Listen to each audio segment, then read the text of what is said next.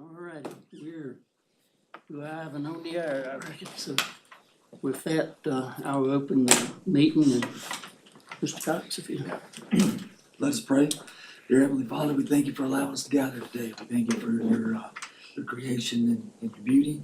Just ask for some moisture, for some rain upcoming in the next few days. Give us wisdom as we conduct county business. Be with us during our decisions and our thought process. Also, just ask prayers for comfort and strength for the deputy at Carroll County and his family who gave his life and sacrifice for protecting us. Be with all of our first responders and keep them safe and well. In Jesus' name we pray. Amen. Jury, you want to quit?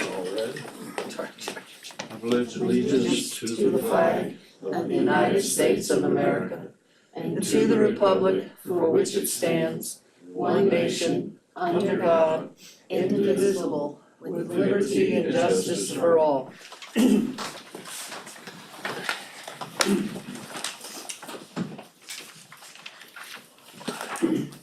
Gonna check our quorum. Good morning, everybody. Morning. Check the quorum for today's meeting. Mr. Phillips, Present. Mr. Cox, Here. Ms. Cookenbook, Here. Mr. Booth, Here. and Mr. Turman. Here. We got a full house. Alright. It's been a minute. Yeah, it has. Alrighty, with that, we'll move down to the approval of the disbursements for 5/29/26 and 6/9/26. Does anybody have any questions or comments? Should we do the agenda? Oh yeah, I marked it off and then got to it. I know where your head is. Yeah, I know, he's ready to roll. We're rolling today. I like the way you're thinking. That's what you get when you get no sleep. Alrighty, I'll take a motion to approve the agenda. Anybody have anything to add to or take away? Do you wanna acknowledge? Sir, if, just a suggestion, under new business under 11D, it was the request for VDOT resolution for Route 58. And since Mr. Clark is here, I thought maybe if we moved it up underneath his presentation, that he could discuss it and we can go from there. I'll make a motion to approve the agenda with that said change. Second. Oh, Alright. On a motion to amend the agenda to move 11D under 8B for the resolution of Route 58 realignment. Ms. Cookenbook? Yes. Mr. Booth? Yes. Mr. Phillips? Yes. Mr. Cox? Yes. Mr. Turner? yes. Thank you. Now we will do the disbursements. Anybody got any questions or comments? Well, I'm re-reviewing them, but I gotta. So we have mostly normal fourth quarter payments. Yes, ma'am. Yeah, and then some of our biggies.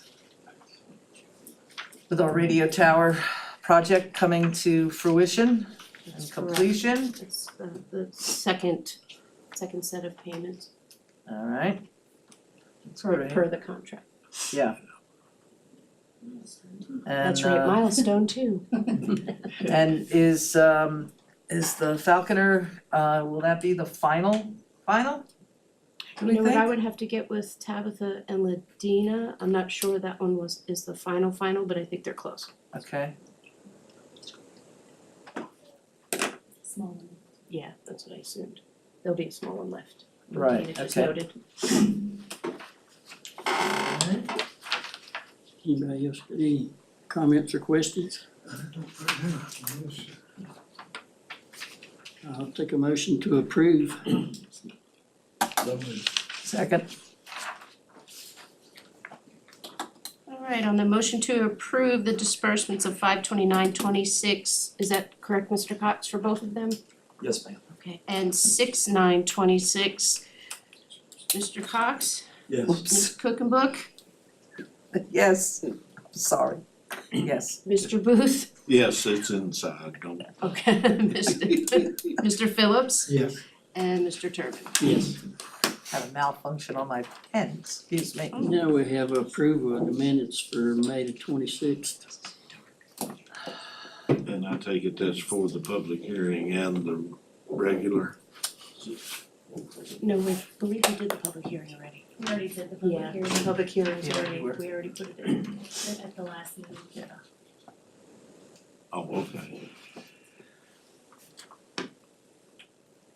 I thought May 26th was the It's last. a public hearing for the, No, I say the minutes of the public hearing. They were approved at the 5/26 meeting.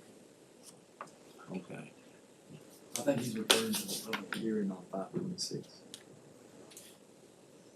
This had to do with, We had the budget. Yeah. The budget hearing, public hearing on 5/26.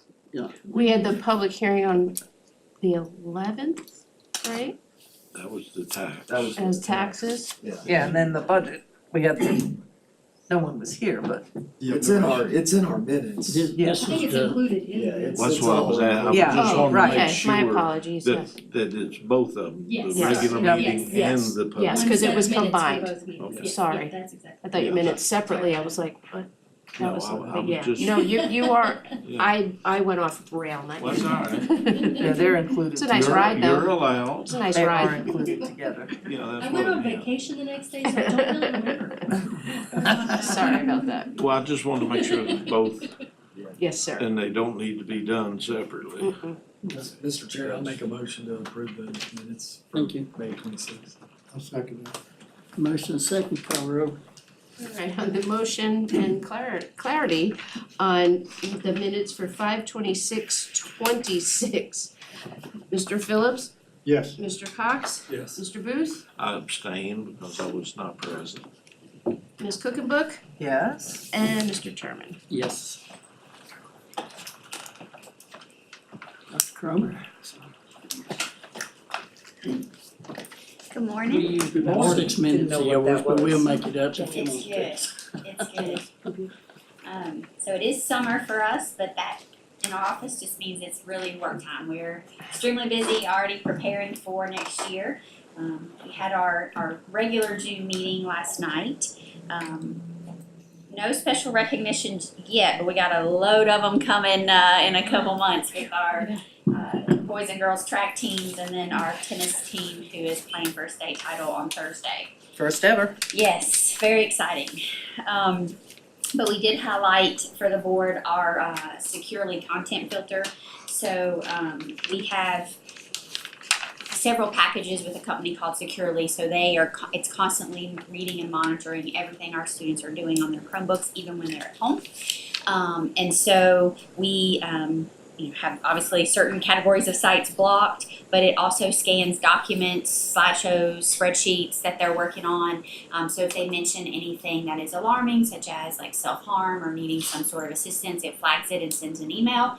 So we're able to get some assistance to students, again, no matter the time. We frequently, not frequently, but there have been times that we have contacted the sheriff's office at 9, 10 o'clock at night when something has come up to do wellness checks. So it's a very good system that we have. We feel like it's been beneficial. It also allows our teachers to lock into a screen, so when they're in their class, if they're only supposed to be working on 1 or 2 websites, it locks them only to those 1 or 2, so they can't go anywhere else, which our students love, but our teachers love it even more. So we just highlighted that, just given a lot of the discussions on screen time, we want the time that our students are on screens to be really focused on what they should be doing and not on other things. We took some action on meeting. We'll have our year-end meeting on June 29th at 4 o'clock. And then we had to move our August meeting because it fell on open house night again this year. So we're gonna be meeting August 6th for our regular August meeting. An overnight field trip request for our boys basketball team who is playing in a tournament in Richmond later this month. And then student enrollment was 1585 to end the year. just as a reminder, this year's budget was based on 1571 and next year's is based on 1578. What was that number? Excuse me. We're 1585 now. Oh, okay. We did give the board a brief, preliminary student performance report. Nothing is final, we'll still have some testing going on with summer school. But in that update, math continues to be a strength. We have a lot of consistency across grade levels in schools with math. High school performance is pretty steady overall. Reading is not where we want it to be across every grade level, so we're continuing to work on that. And then history and science are relatively flat, so we're gonna be doing some brainstorming this summer about those two subjects. And all of that with the mindset of cut scores that are increasing next year. So that will be our big task, is to help not only just get more students proficient, but get them proficient at a higher level. Because we got a year off this year from that being implemented, but it takes effect next year, so.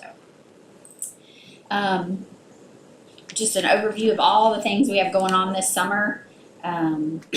We have our Champions Summer Camp, so we partner with Champions to do an after-school program for parents to have childcare, and then they do a summer camp, and that started last week on June 1st, and it goes all the way to August 7th, and they do field trips once a week, and they have themed weeks where they have STEM weeks and creative weeks, and it's a great program that we're happy to offer our families. Our CTE Summer Enrichment Camp is next week. This year's theme is the America 250. Last year we did Farm to Table, so kind of similar experience for our rising 3rd through 7th graders get to come for a week of exploring our CTE classes. So they have ag, culinary, education, STEM, and get to engage in some activities. Our summer school started yesterday and runs through the 25th, of Monday through Thursday. We have free summer meals going on that same time. We have about 57 elementary students and 61 high school students that are in summer school. And then we hold our annual kind of summer professional development day at the end of July. It's been called Tech Fest in the past, and we've changed that to Teach Fest so that it covers, just all aspects of teaching. And we open that up to folks from outside our division as well, and that's always a fun day. Then our summer will just about be over. New teachers are going to come back August 4th and 5th. Everybody else comes back August 6th with open house on the 10th. So it will be very fast that it is here. Also gave an update on our strategic plan. We're entering, this is year 3 of that. So we've kind of tackled all the low-hanging fruit, and now we're going after some of the bigger ones that are taking a little more time. Getting a lot of community stakeholders involved in some design teams and things like that. So we're moving right along. We're probably going to convene that team again since we're about halfway through the process and see what changes need to be made to our plan so that we can stay true for the last 3 years. Tri-Area they came and visited us last night and shared more details with the board about the 2 grants we've been working on with them. So one of them is a free telemental health grant, so all of our students and staff will have access to free telemental health through Tri-Area.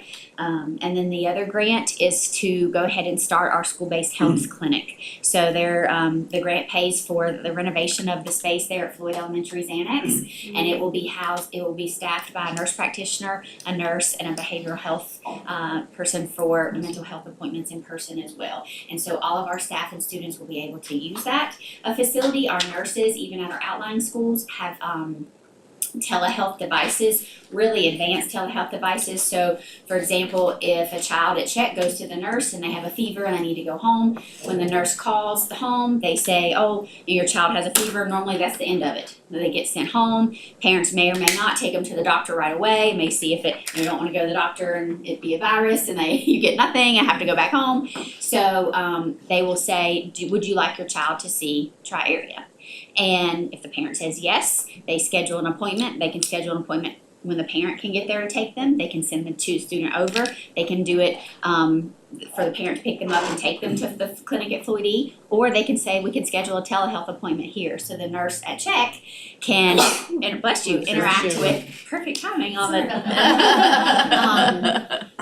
nurse at check can interact with the doctor at the clinic in Floyd, listen to heart, look at skin, ears, throat, nose, and call in a prescription. So when the parent comes and gets the student at check, they can go to the pharmacy, go home, and the student can hopefully be back to school even sooner because they've gotten treated that day. And the same will be for our staff. Our staff will be allowed to use that. And so maybe it will help with staff attendance as well, not being out as long for illnesses. So we're really excited about this. Carol, Grayson, Galax, and Patrick already have similar partnerships with Tri-Area. So we're really excited to open this up in the fall. We also had federal programs applications that are due by July 1, so we had to present those, and everything's still the same. Title I covers salaries for reading specialists, Title II covers salaries for math specialists, and Title III covers part of the salary for a English language learner TA at Willis, and then Title IV we use for robotics and some of our career software that we purchased. So. And then we had first read of policy revisions. We got all the new policies from the General Assembly session. So the board has those for first read to vote on at the end of the month. And there's a lot, but nothing real major, just some new laws and new trainings that we'll have to do for next year. And we just wanna, again, just thank you all for your support. We've made some big gains this year, and had a lot of positive feedback, and I hope that that's been shared with you all as well. So, anybody have any questions I can answer? Just want to say thank you for the job you're doing and the school board. Congratulate the track and field, Yes. Yes. they win state champ, Yep, so awesome, and so yeah, good luck to our boys tennis Thursday. Yeah, awesome. indeed. Yeah, this Tri-Area grant, that's game changing, isn't it? Mm-hmm. And is that private funding from them? I mean, I probably ought to just call them and ask them No, about so it. it's through the Department of Behavioral Health and Developmental Services. Okay, That's where both of the grants are Statewide? from. Mhm. okay, And so the idea is they're renewable. I think the clinic one is renewable for 3 years and the telemental health is renewable for 5 or vice versa. But so we get a renewal, but the idea is then it becomes self-sustaining. So, they'll be seeing enough patients that it will support the funding of the clinic with Yeah. no funds needed. yeah, I mean, it really is a game Oh, changer. it's amazing. I wanna thank you, I don't know if it had anything to do with some of the things I said, I don't know how many months ago, but I was glad to see the locks on the gyms being updated. Oh, yeah. I really appreciate Yeah. that, very much. Our school buildings should be accessed by school building personnel and only school building personnel. Well, we have a process for community If use. somebody else has and to use it, correct, That's but fair. that is, and I just think that it's really important, very, very important. Kids shouldn't be in a gym if there isn't an adult present and, all those kind of things. So I was really glad to see that happen during camp last week, so I was, I'm glad. I don't know if that everybody was, so I'm glad you were. well, that's all right, I mean, They'll get over it. it is what it is.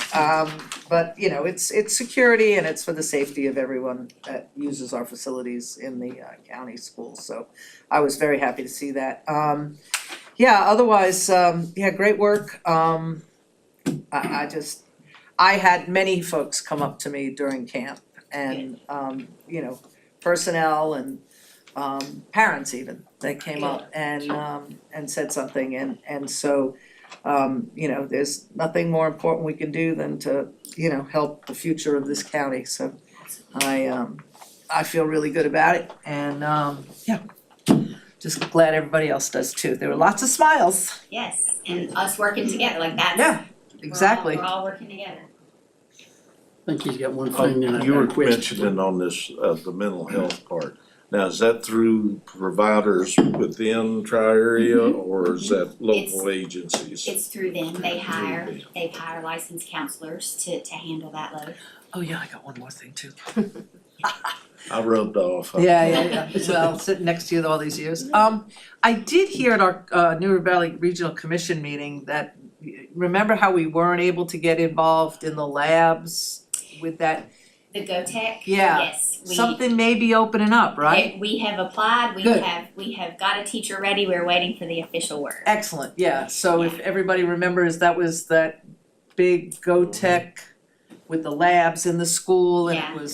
it was a really big deal. It is. And we were not able to get in on it the first go round, but I think we were not the only ones, you know, across the state. Yes. So they reopened it, so yeah, We're excited, yeah, and it'll be a rush, when we get it settled though, we'd love to invite you over, take a look. The students will rotate through 6 different kind of manufacturing and engineering career kind of modules, and there's equipment to support that, so it's over $1 million of equipment that we get for free. We just have to fund the teacher for that. So we used our empty world language position teacher to fill that, so we're ready to roll, and all of our 8th graders will take that class, so every student in Floyd will eventually take that class. it is a game changer. Yes, yes.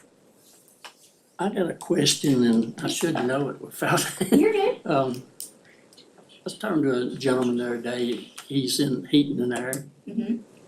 And he asked me if there was anything through the CTI building that has anything to do with that.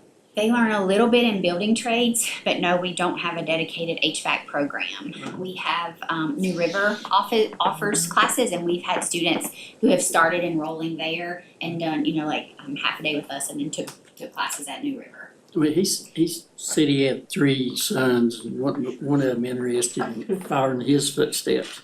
And he said when he tries to hire maybe a young person and sort of have them as an apprentice, Uh-huh. they didn't know anything about it or anything, and he was wondering if that program could be expanded where it, I guess you'd say you've fishing for any student that'd be interested in it. Right. So we would need to like hire a teacher and have a full program.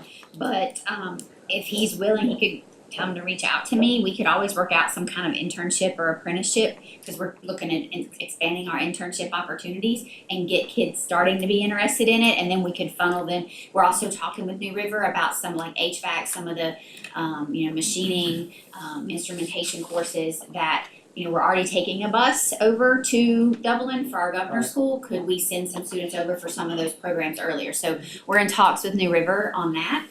So that's an exciting development, and HVAC is one of the areas we were interested in. So, but we would love to connect with folks who are interested in having our students. You read my mind, because he said he would be interested in helping Yeah. any way he could, so There we I'll go. give him a call. And Yeah, tell him to give me a call, talk to him. please. Okay, and because everything we can do to maybe keep them here, Yeah.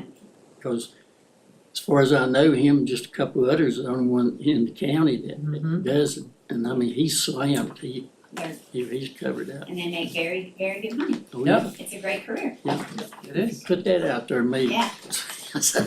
But thank you, and it's hard to believe that we're already talking about the next school year. I know. So I think we've. Oh, we waited long enough now, Levi's. Just one thing, thank you for all that you do, but do y'all have anything going with that capital improvement plan that y'all were looking at? They should wrap it up this summer, hopefully, and then we'll have like a report with priorities and Okay, where to start with all that.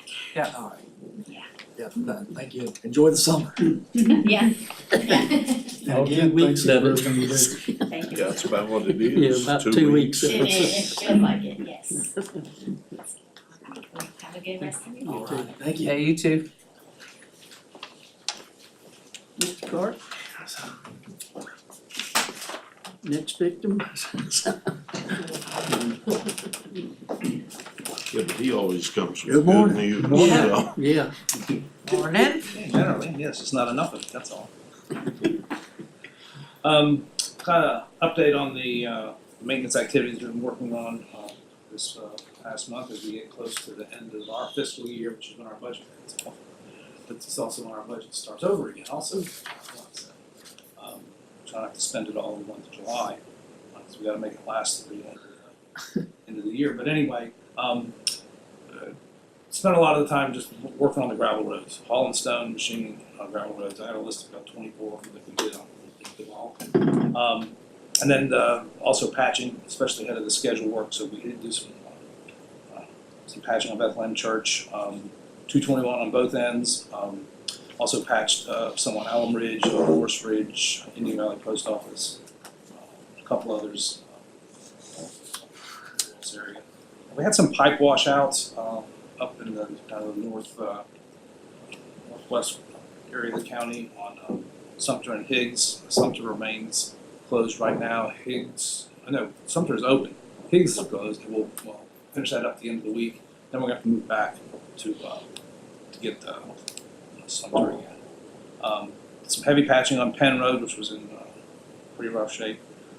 Major pipe repair or replacement on New Haven Road. Some mow trimming work on Deer Run, which I know they've been asked for.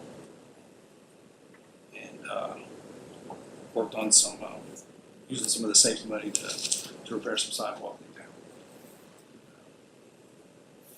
That's all I've got. We'll be working on, firehouse is under construction. There's always turbulence when there's a road under construction. Hopefully it'll all settle down by the time the contractor's out of there. We hope to get the rest of Hope Road maybe to get some. We'll start down the end of this. So a couple of things have come up, from a number of different people, and I know it's our local crews that do this, but we have some really bad washouts at the edge in the shoulders on Route 8 and 615 in particular. And it stems all our districts. You know, it's like everybody. I've been driving back and forth in and out both roads. And there is some significant washouts before Moore Road on 615 as you're heading out of town, heading north. And then on Route 8, it's at the other end near the Little River Bridge and coming towards 750. But then there's some more as you head towards town. So if that crew could get out and spend, at least 2 or 3 days fixing this, it would be very much appreciated. And I know that the rains, some of those heavy downpours we had, caused some of this, but they were already there waiting to happen. So those are the kinds of things where if you hit them and you're inexperienced, you're either gonna overcorrect and cause greater damage, or you're going to go off the road and cause damage to yourself and possibly harm. So those are really important to me. I did notice, as someone who travels in and out of the county, and I have many people in my district as well as most of our countyans we know come out of our county to go to work. You did some proactive work on Route 8, which was really nice to see. You fixed the Camp Carriesbrook culvert, and then you went ahead and did a couple of others that hadn't washed out yet, but with probably all of them being the same age, it was, it was very much appreciated, and you guys efficiently did it last week, 1, 2, 3, June, 1, 2, 3, you were done. I just hope that will translate to Floyd too, in areas where that kind of thing can happen. Like if you've got a stretch of road that you've got one pipe that's gone down, can we look at it in the way that you did Route 8? That's just a comment. What was the other thing? I didn't write it down.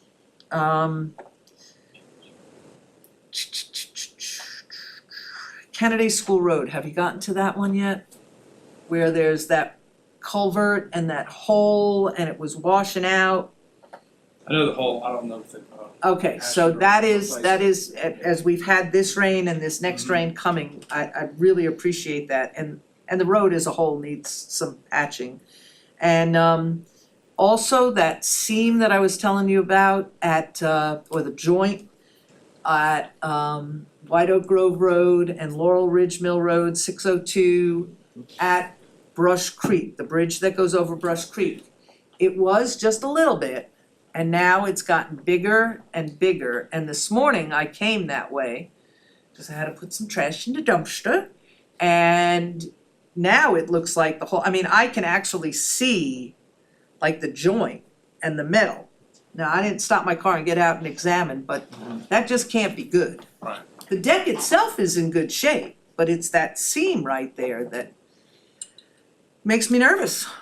I mean, you know, it was kinda like that one that was on 615 in Rogers where it had separated off. So if you can get somebody out there to look, I know that's a whole nother crew of people, your bridge folks, but if they can get out there and look at that, we'd rather have that be proactive than reactive. And that's about it, unless something else comes up, but yeah. I appreciate all your work, guys are working hard. I see them everywhere, thank you for Dobbins Hollow work, thank you for Sowers Roads work. And appreciate everything you're doing. I'm gonna say my dead tree thing again, there are a lot of dead maples and oaks that are at the roads in your right of way, that if there's a downtime, which I know there never is, but it is important to, you know, check on that as well. And you know, I know Harvestwood has come up and Sandy Flats has come up, and if you'll continue to monitor those roads for me, I would appreciate it.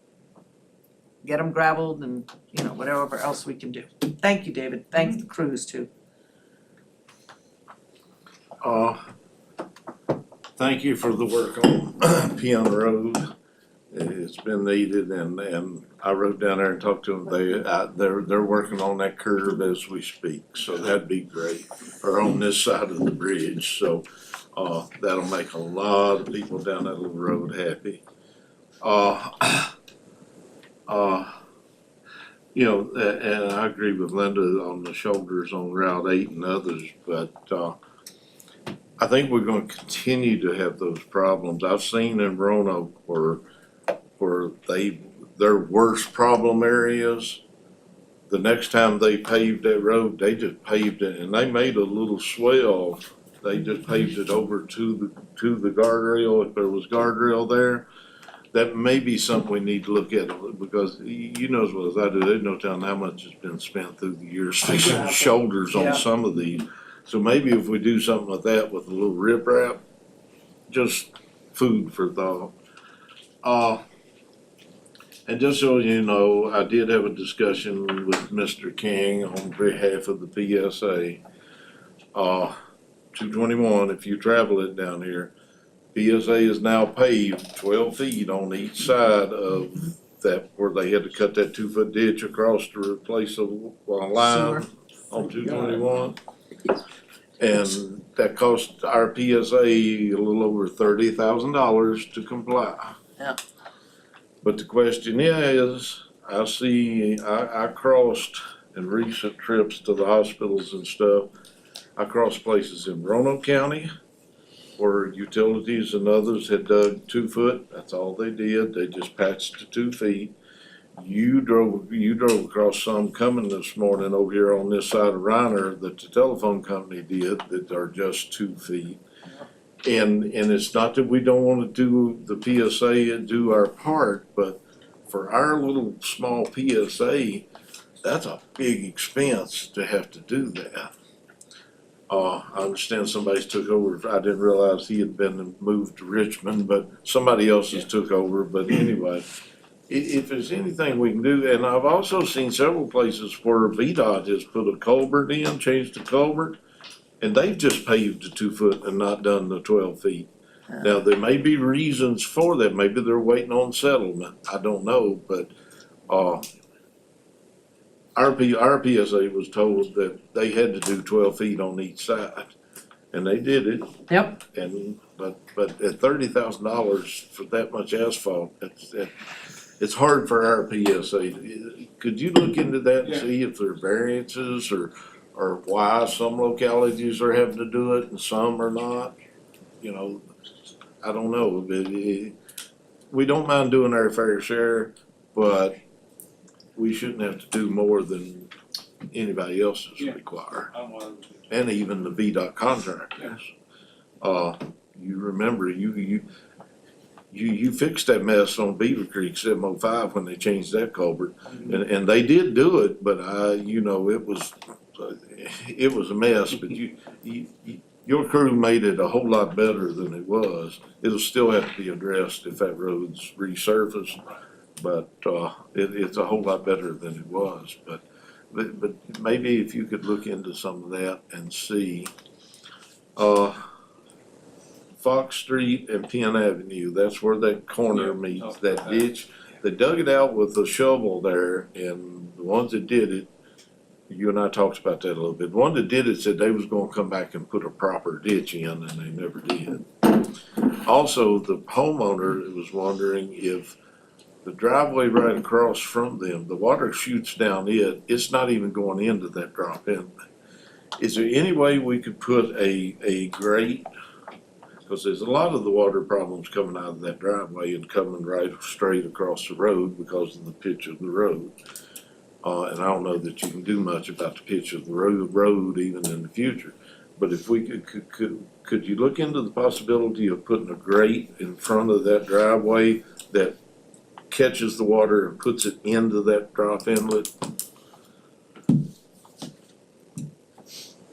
Yeah. And it may not be possible, Yeah. but he's just coming up with different ways. I mean, he's talking about buying sandbags and just sandbagging his property.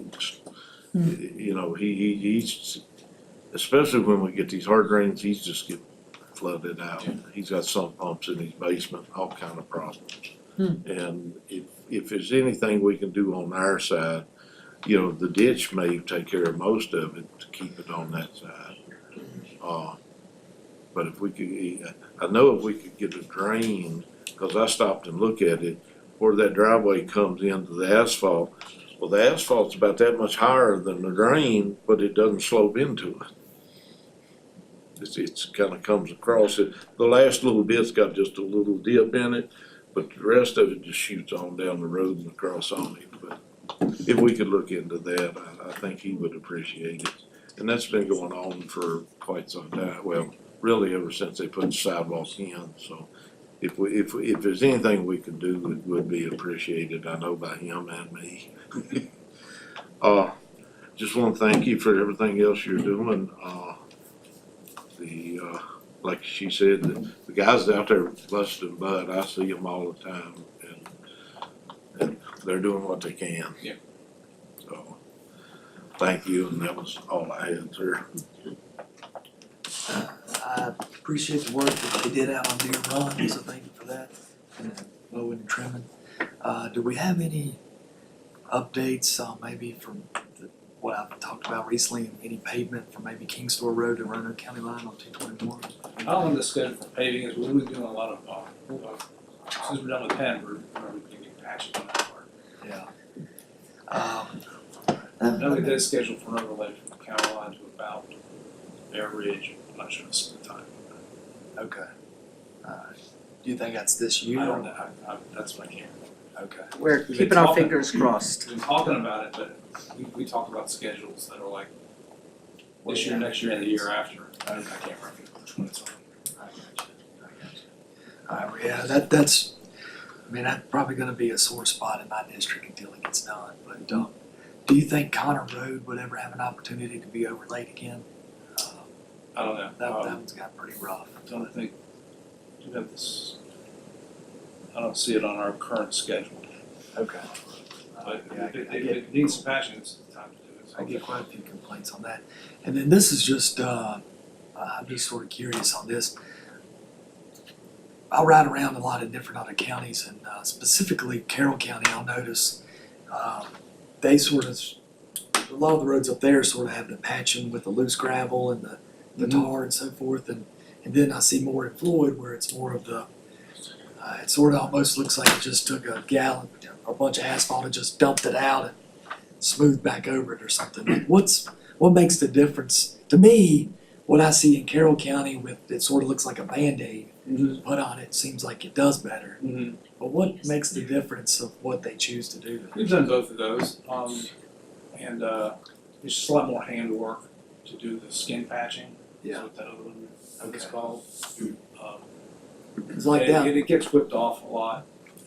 sometimes you really gotta, the crews really have to, we used to do a lot of the Willis area, especially. Skin patching. Yeah.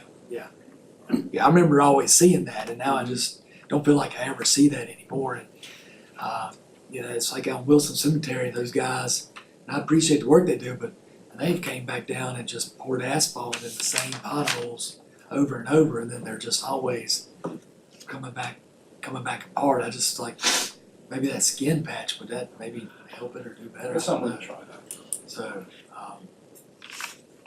that sort of wraps it up for me. I did want to point out, and I don't want to get out in your district, but we have a gentleman in the audience, Mr. Locamp, and he's got some serious concerns about Connor Grove Road. Mhm.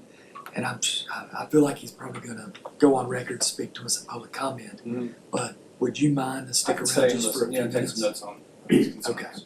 Okay, whether you need to talk to him out there Yeah. or hear his public comment, I'd appreciate that. Sure. I think it's got to do maybe at least with road markings and so forth. But thank you for that.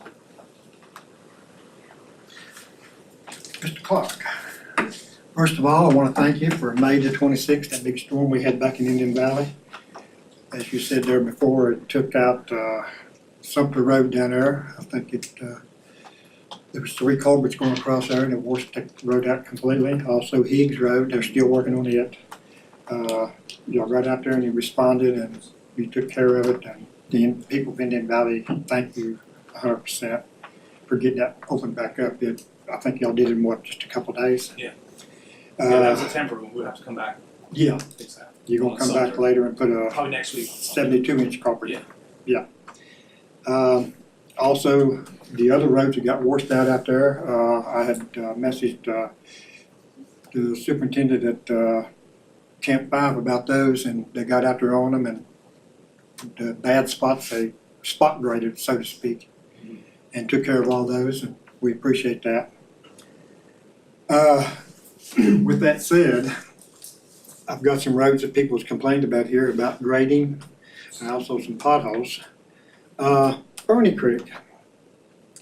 I think I asked y'all 2 months ago to grade that. I also mentioned to you there about down to 1700 block, about the ditching and the culvert pipe stopped up there. Also on Ferny Creek, 1700. And that never did get taken care of. I was out on Reedsville Road there the other day, and it also needs to be a little bit of grading done out there on it. Rocky Hill, they hit that there the other day with the rough spots, but it needs to be up as soon as they can get a chance, all of them are passable, but I mean, it needs to be, regraded. And I got a complaint there last night about Homestead. That's just that little small side road down there, but they're actually driving out into the field around some of the potholes down there. So it really needs to be graded. And I know y'all got down there and you hit the rough spots on Berry Creek whenever we had that storm. And they thank you for what you done, but it's just, part of it is just one lane. And they'd appreciate it if they could get somebody back down there to regrade that. Weeks Road, which is right off of Ridgeview, that's paved the majority of the way down through there, and it's got a bunch of potholes in it. Paved part. The paved part, yeah. I know they did some work on the gravel part. Okay. And then I got a message there about Windy Ridge. And all they said was it was in terrible shape. The north side of Bond's Mill's got a big old pothole out there, is what the lady told me. Now, I'm not sure which way she's coming to get the north side, but It's gonna be above the mill coming up that that's what I think, yeah. This and lady called me there, or messaged me there the other day and said, could you get the pothole fixed out here on Max Mountain? And I said, well, Max Mountain's a long road, so I said, we're at on Max Mountain, what's the block, which block? Mhm. She said it's 3300. Said somebody had taken some sticks, enough to fill the pothole, and duct taped them and put them down in the pothole so that they could get across them without busting the tire. So, anyway, that there needs to be done. I talked with, I had called Ken King's office here a while back about, well, I'll tell you when I called him. I called him on December the 4th. And he was supposed to get back with me about the line painting. I know you and I discussed the line painting, but I had asked him to look into it again. And he was supposed to get back to me, and he never did. So I reached out to his office again. That's when I found out he'd been moved to Richmond. And Mr. Blevins called me and told me that he would look into it. And while I had him on the phone there, I mentioned to him about Indian Valley Road 787, right past White Rock. Did he tell you about it? I sent you some pictures on your phone there just a few minutes ago. That the undermining part of it? Yeah, it has washed the dirt out from under the pavement about that far in. And what bothers me about that is if a log truck, I know school's not in right now, but if a log truck hit that thing just right, it's a possibility that it would flip it over in that ravine or something heavy, or, you know, take a guy hauling his hay home from the field, you know. It's gonna, if he catches over on the edge of that thing without no shoulder up under it, 18 inches back in under there, I mean, it will flip that thing. Now, they put a cone down there to mark it, which was good, but evidently someone thought they might need that thing, so they took it. Right down past that one, about 50 foot past that one, there's another culvert, and it's stopped up. It hasn't washed back in under yet, but the water fills that ditch line up, comes across the road, runs back down the road towards White Rock, and goes down the lady's driveway, and it's been washed her driveway going back in behind her house out. If you would look into that. We've talked about Indian Springs up there several times about that dead end, interstate maintenance, and you was gonna look into that, and have you ever made a decision on that? Well, they're still looking into that. Got someone in our office finding what the legal and the state maintenance is and what we can do about that. Right. Well, they're not really asking to do anything else but move the sign and then maybe put some gravel on it. So, I mean, you know, they're not asking you to go in there and widen it and all that stuff, because it's the same width as the rest of it is out there. Yeah. And they are 3 houses and a business down there. So it would be nice to get that done. It's just 640 feet. Okay, I think I asked you there last time about the Indian Valley Road from Horse Ridge back to Montgomery County, if that was on the schedule to be paved anytime soon. Because I had some residents that was concerned about that because it's pretty rough on the part coming from Montgomery County back to Horse Ridge. And It's not on the schedule. That's where we might try some of that skin patching part, because I know they do that a lot of people. now, I did go through there the other day, and really the side coming from Montgomery back on the hillside is the worst, okay? And also I asked if the Horse Ridge, if it was scheduled to be done in 2027. I was thinking, not Mr. Blevins, but there's another Brian that works over there that's over Floyd County, I think. When I talked to him back there last summer, he told me that, I was thinking he told me that Horse Ridge was scheduled to be surface treated in 2027. I just have this year's list. I don't know. What now? I have this year's list. I don't have the 27. Okay. We got that set. If you would check on that for me again. Now, I sent you another thing there on the picture thing. It had 2 pictures. One was a picture of the roads without no lines, and one of them was a picture with lines on it. And the reason I sent that, because that's Indian Valley at nighttime, the one with no lines, of course you can't see nowhere. You can't see going down the road, you can't, I think Jerry brought this up one time too before, here a few months ago. Lines are important to us. I mean, really they are. I think the whole county, but that's up to them to get them on their section. But I want them on the Indian Valley roads as much as possible. And I did talk to Mr. Blevins about that the other day, and he is supposed to get back with me. And let's see, I'm gonna talk about Firehouse now. I've got some calls, and I got some texts last night from different people about the dust over there. Now, when I first heard about it, I went over and I spoke with the superintendent over that job that morning. I think it was the next day, I'm not sure what day they had messaged me. Maybe on Monday, I don't know. But anyway, I don't wanna hold myself to that. But the very next morning, I went over and spoke with, was it Patrick at that time? Yes, Is I think it's who's out there. Yeah. And he told me that he would get a water truck down there. 2 days later, I get another phone call. The water truck has never got there. I called you and asked you to call this gentleman, and you said you would. Did you? I did. Okay, Well, I called the guy, called someone who knew the inspector, okay. we have on the job, told him that you called, and that was a Friday, I believe. I said, it'd be really good if they get that here on Friday. Mhm. I called weekend long. I got another message last night from a different lady.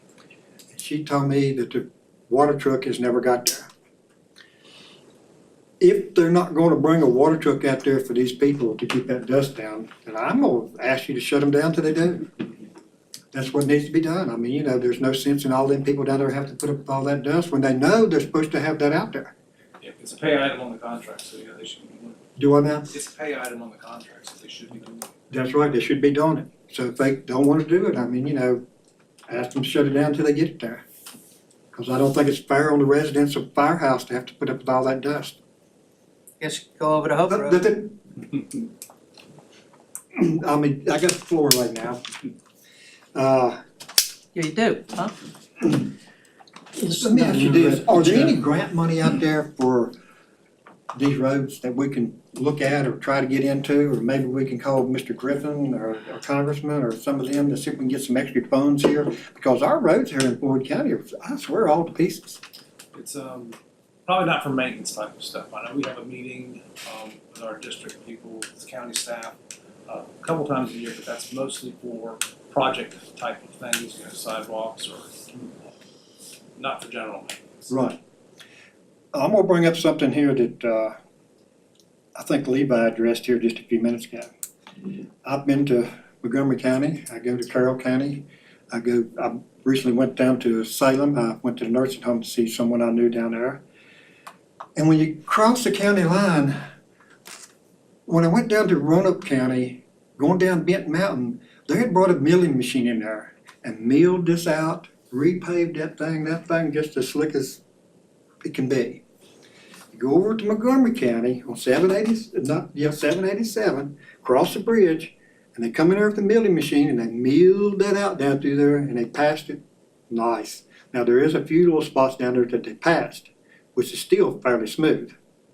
You go up to Carroll County, and like he said, they went in there and they passed them roads up there, and they tar and graveled them on the top of it, and it's smooth as it can be.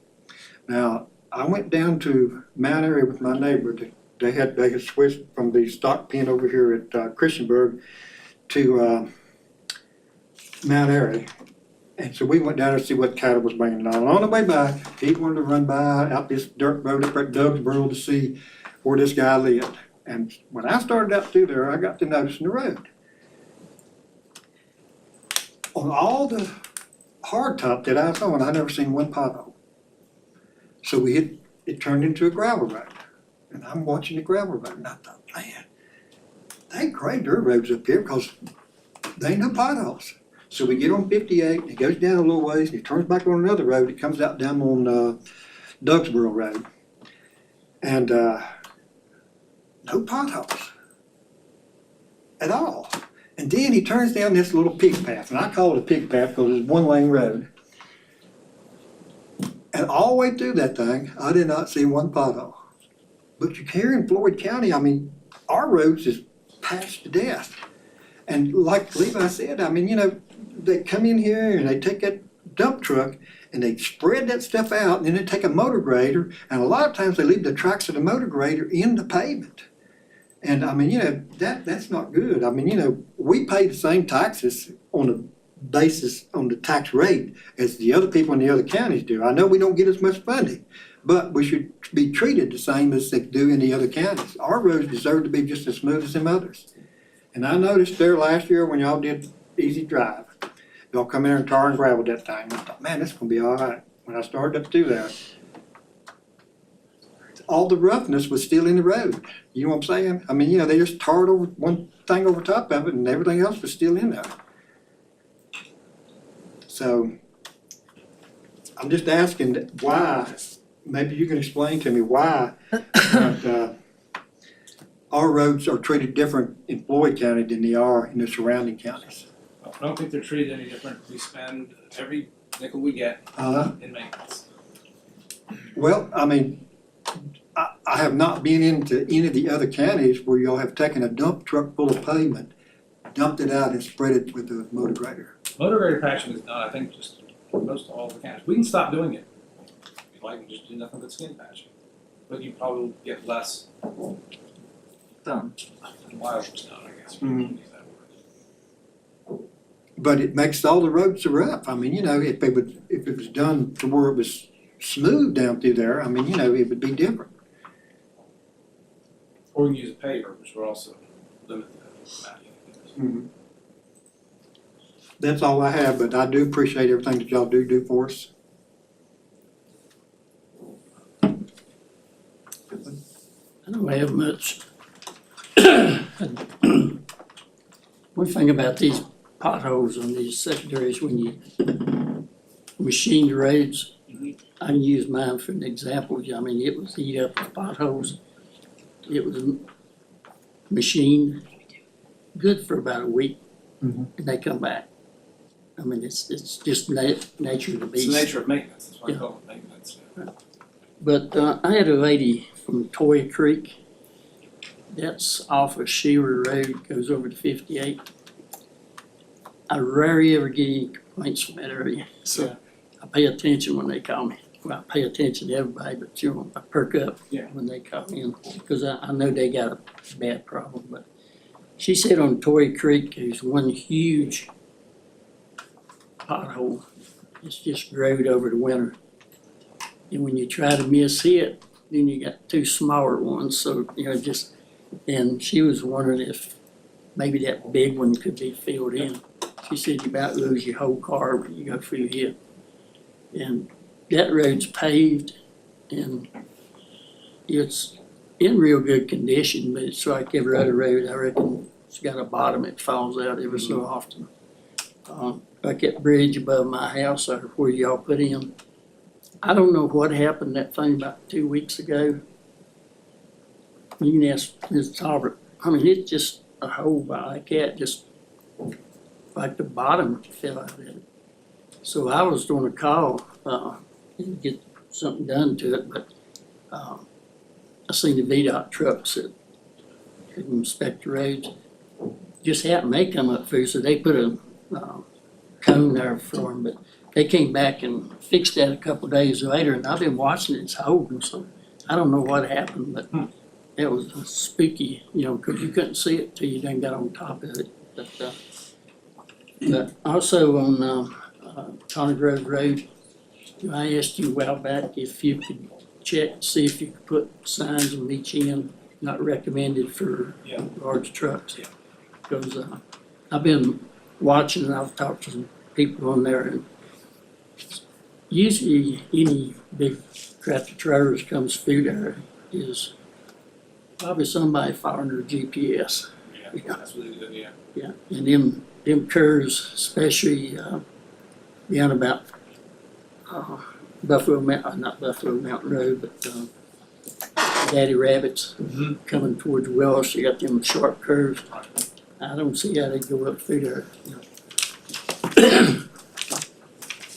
And just for the people in the public, a lot of people, I believe, gets a misconception that we got a lot of control over the roads. But we do exactly what we're doing this morning. We bring you the concerns. You take them back, give them to the necessary people. Then it's up to them. You know, I told a gentleman a while back when he was complaining about brush in front of his driveway. I went and looked, it wasn't no worse than anyone else's. And I told him, I said, I can't stand there for gun and make them do it. You know, they've got a chain that they gotta go through. So, you know, you doing your job, we doing our job. it's up to the people in construction and, Every job we do is a choice.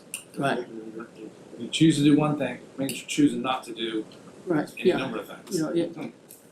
You know, look at the number of miles of unpaved road that we got, 300. and that's a lot of gravel, and that's a lot of maintenance just on them. And I know Levi got, gentleman called me the other day and was complaining about 221. I said, well, from county line to county line, it really needs repaved. But, you know, they can't do the whole thing at a time. I've never known of them paving, what is it, 30 mile, 40? Yeah. From county line to county line. And, so that's what I paved. 35. But I appreciate everything you do, you know, I really do. And, until we start getting some necessary rain, you know, I don't believe it's gonna get any better. Yeah, gravel is hard to do. So, And, you know, with all due respect to Walter and everybody on the firehouse, I was thinking the other day, by the time that water truck goes through, it's probably done dried on the other end. yeah, You know, this time, right. You would just about have to have a fire truck hosing that road down every day. You know, because y'all put that, was it chlorine or whatever you put it? Yeah. It's been a month ago, I guess, that you put it on some of the roads around my area. You can't tell it because it didn't have no moisture to activate it.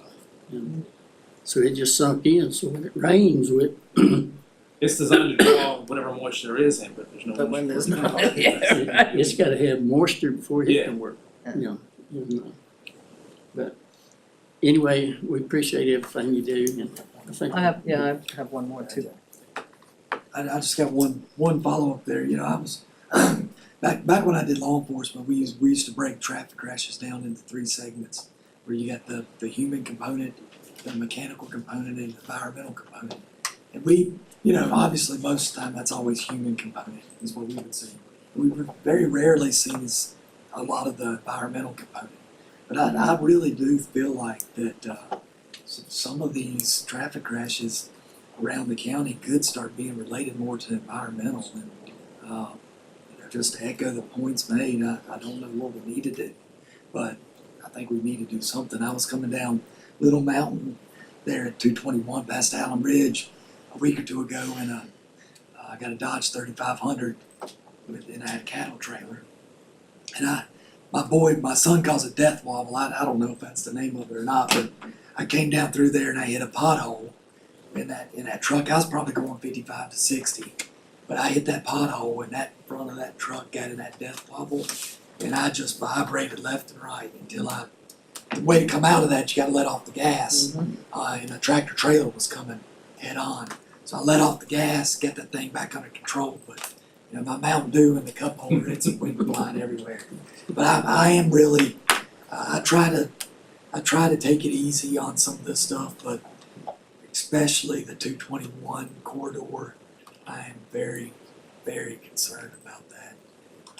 Motorcyclists and everything. I just think They say the motorcycles worry me. I really think we could be seeing some problems that would be triggered more environmental than other things. But thank you. Yeah, and what I heard her. So on that note, I think that part of the 221 Route 8 in Floyd County situation is related to the fact that we have to get those 2 roads as roads of major significance. And I don't know exactly how you can work. I mean, we're working on it, sort of back channeling with the Virginia Association of Counties. But this area where these roads are within the contiguous county of Floyd, they're areas of regional importance elsewhere, but you get here and it's not. So I think the disparity of funding perhaps is related to the fact that those roads in our county are not treated equally as they are in our neighboring counties. I think if we get on an even playing field, maybe things would change. And I do want to emphasize that the crews that are working are doing hard work and they're doing it with the whatever they've got. And I'm not gonna say that dust is not real, but when you have construction projects, I mean, I don't know why the water truck didn't get out there. I mean, that's for you to find out. And if it did, like you said, I mean, it may have ended up drying up. All I know is that there are a lot of roads that wanna be paved in this county, and we've got, 16 on the plan? Yeah. So, I think everybody has to be patient, and I understand that it's an inconvenience, and it could be a health issue, and we need you to do as much as you can to make sure, but understanding that this is not the only county that you have to, advocate for. But I do wanna emphasize that I think every single one of our crews in this county, most of them live and work in the county that they are, and they understand the importance of the roadways. So I just wanna make sure I mention that. Well, as far as this dust, my house sits probably 150 feet from the edge of the road. Pavement ends probably 300 feet down from my driveway. In just that little section, my vehicle's windows on the house stays covered with dust, Yeah. just in that little section. Yep. I don't know who all's living up there, but I believe you do a traffic count, it probably meets standards, but, it's, right now, if it's drought, we're gonna have to live with dust. And we gotta have some rain, everybody knows that, so. I forgot this, and forgive me. Thank you for the sidewalk work that's going on down on 221. That should solve a major problem, especially with some of our people that get around in those motorized stuff. You see them around. Yeah, we're seeing more and Yeah. more, and you're fixing a major problem right there, and I do appreciate it. I'll stick around. We still got- Oh, yeah, we got. We still got one more This, thing. 58 realignment fund, let's go ahead. I don't know if I can help you much on that. Well, it looks like they've Yeah, this no. map's been redone. at the, I don't wanna say, at the suggestion of the board. Yeah, because You picked It that doesn't, one it doesn't landlock now. especially that one Yeah. section Realtors on the there. board Yeah, I relooked. picked up on some, Yeah, I Yeah. missed it. Now, I do have Yeah. one question. Can you put the map up where he can see the map, or? again, I'm, No, I can give him mine, and then I can share it with Jerry. Yeah, You got it? Oh, I mean, yeah, if you'll, and then, give him mine. I might not be able to answer any of these.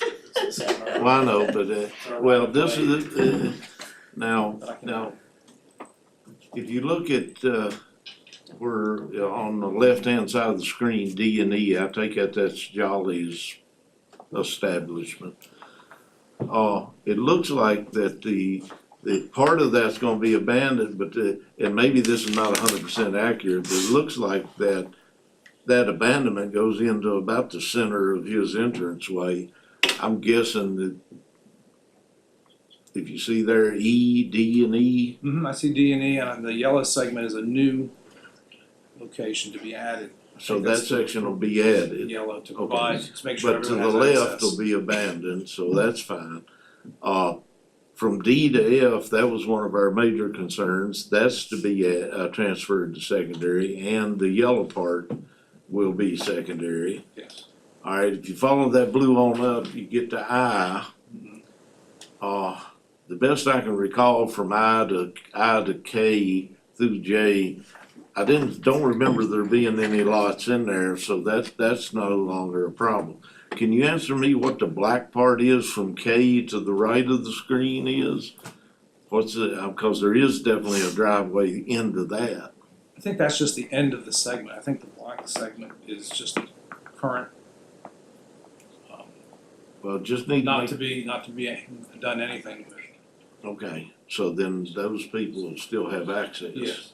That's what I wanna make sure, I don't want us abandoning something Yeah, I and think then they went landlocking. through and really made sure, Right, again, that that was a. and the ones on the lower section, you know, I Yeah. and G and all that, they've got road frontage, so there Right. should be fine.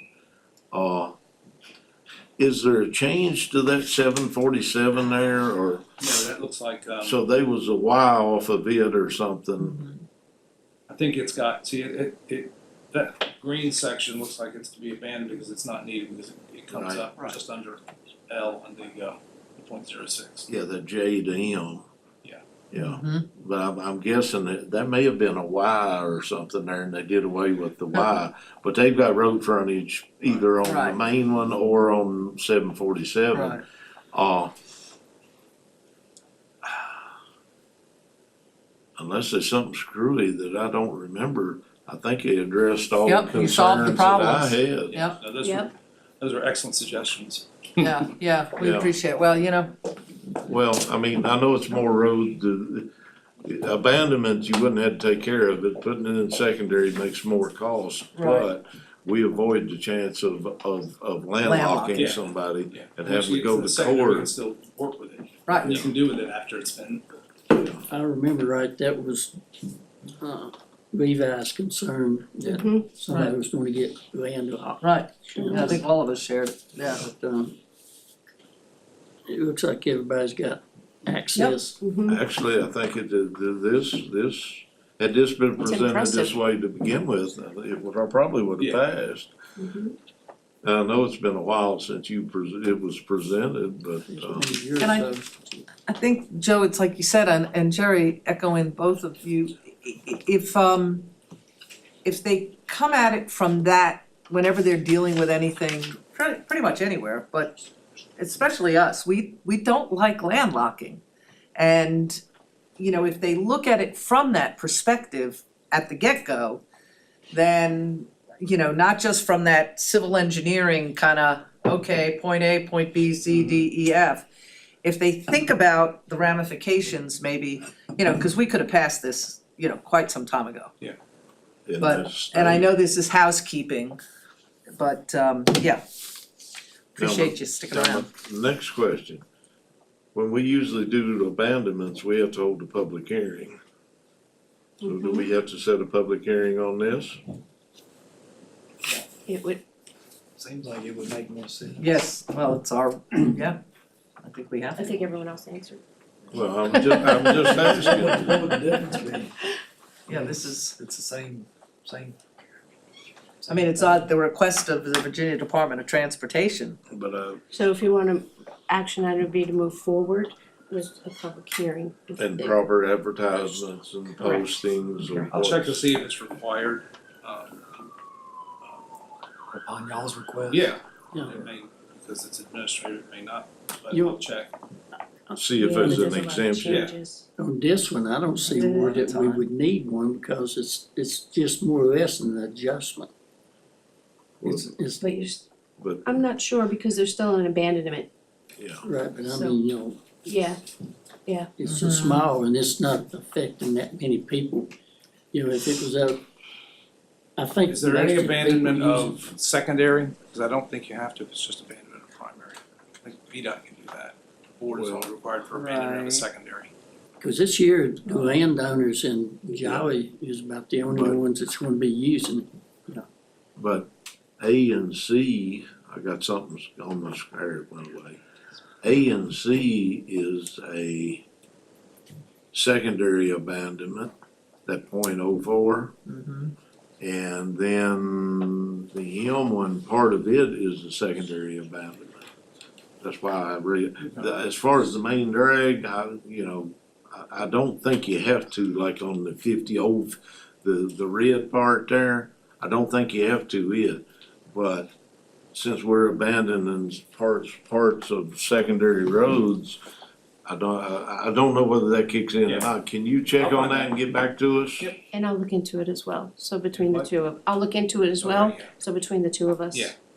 We're Because I- talking about a quarter mile on each end, Yeah. something like that. But Whatever I just fine, don't I'll want us send to you. do something and then get in a bind and find out we didn't do it like we should. Do you wanna table this until we can confirm? And if we had any kind of public hearing prior to this on it, since the map Yeah, changed, that may then that would nullify satisfy it. it, yeah.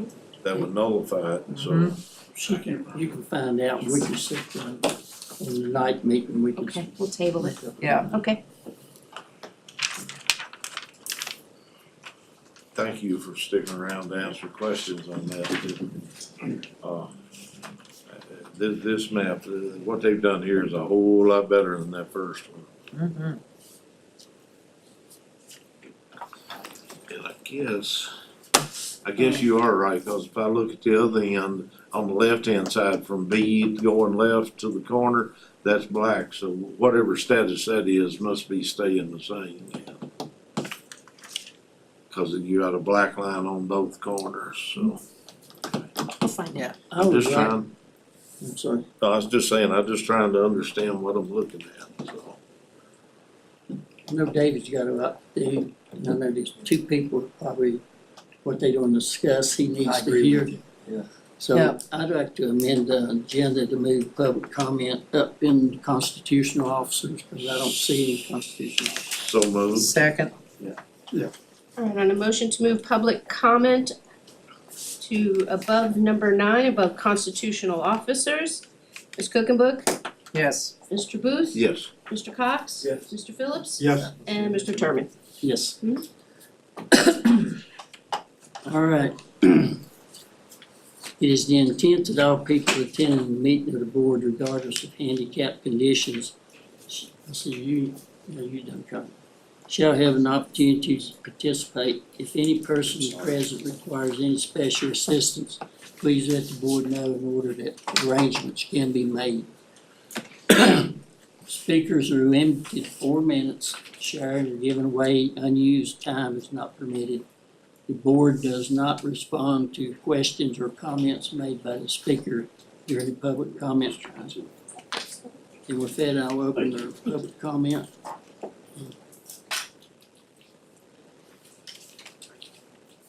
The first speaker is Chip Camp from Little River District. Good morning. Good morning. Morning. Been a while. Couple things I wanna talk about. First thing is, I do appreciate what y'all and VDOT has done to improve Sandy Flats. It did take about 4.5 months from the first time I first got together with both you guys and VDOT through their website to get it fixed, but it's been improved. I do appreciate it. One thing that I wanted to do, and I really need to talk to Mr. Clark about this, is that there is a low area between two hills, about halfway between Twin Ponds and Shooting Creek. It's where a farmer takes his cattle back and forth across the road. And that area absolutely needs to have some drainage work done on it, because as soon as we get rains, that portion of the road is going to go, it's going to deteriorate rapidly. I didn't say what I want to say.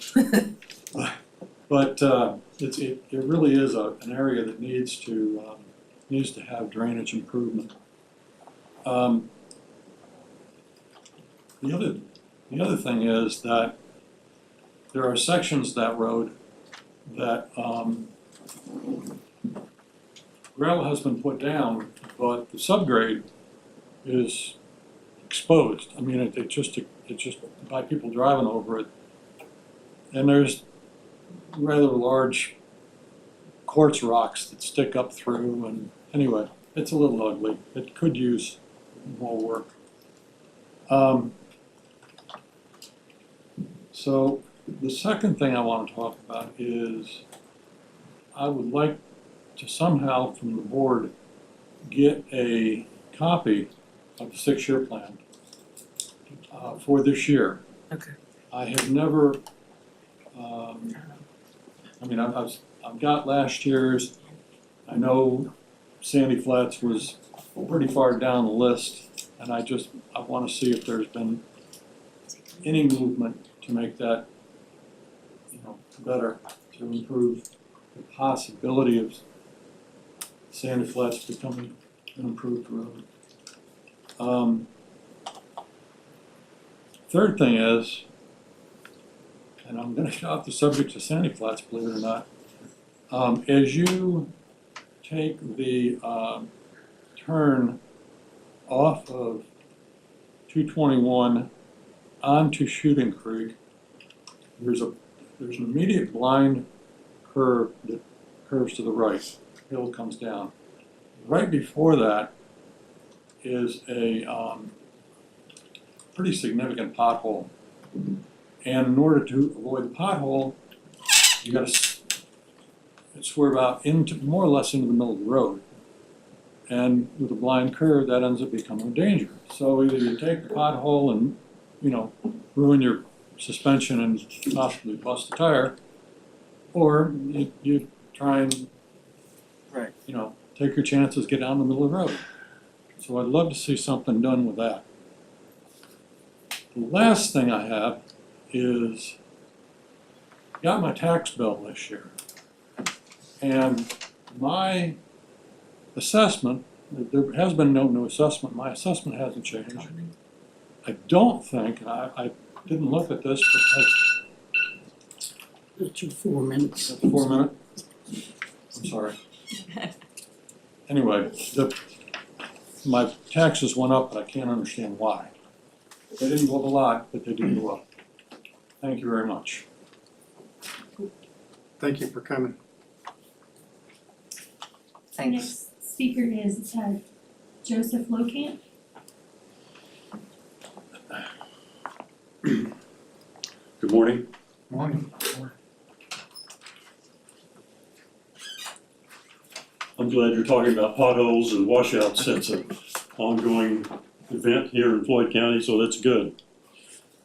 I attempted to get on this agenda, and what I wanted to talk about was head-on collisions.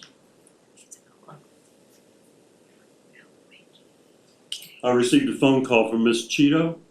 Is that That's pronounced correctly, thank you. you? Thank you, I appreciate that, and your tenacious attempts to contact me. You left a voicemail with me on Friday. You mentioned two things that I want to talk about. One, getting on the agenda that wasn't enough time. And the second thing was Mr. Price was going to call me, and you emphasized the word today. I'm not interested in hearing from Mr. Price. I did not talk with him. Sorry. The easiest way to lose credibility is to not do what you say you're going to do and not call someone and say, I can't do it. VDOT doesn't return phone calls, and they don't do what they say they're going to do. I don't care about talking to VDOT. What I want are stripes on Connor Grove Road and 18-wheelers off that road. Now, agenda. In October of 2025, I sent Mr. Turman an email about stripes on Connor Grove Road. And back and forth, he suggested that I didn't really need to come. In conversations with VDOT, we got it worked out. Not so much. Avoiding collisions. In that email, I requested to be on the agenda, and that didn't happen. On May 11th of this year, I wrote another email to Mr. Turman, and in that email I mentioned an incident with a truck, and I'm going to read you the last paragraph of that email. If VDOT does not give you a complete guarantee of the date for this striping, please schedule me to speak at the next morning public meeting. 30 days notice. 30 days notice. Twice. So I want to be on the July 13th meeting, public. And I'm gonna have considerably more content to talk about. And I think I'll write you a certified letter confirming this, Mr. Chairman, to make sure everybody knows that.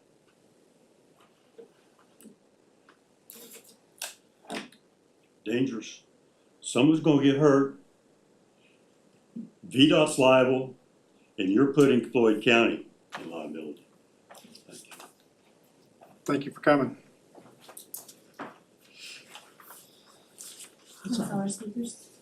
In fact, I will close the public comment period.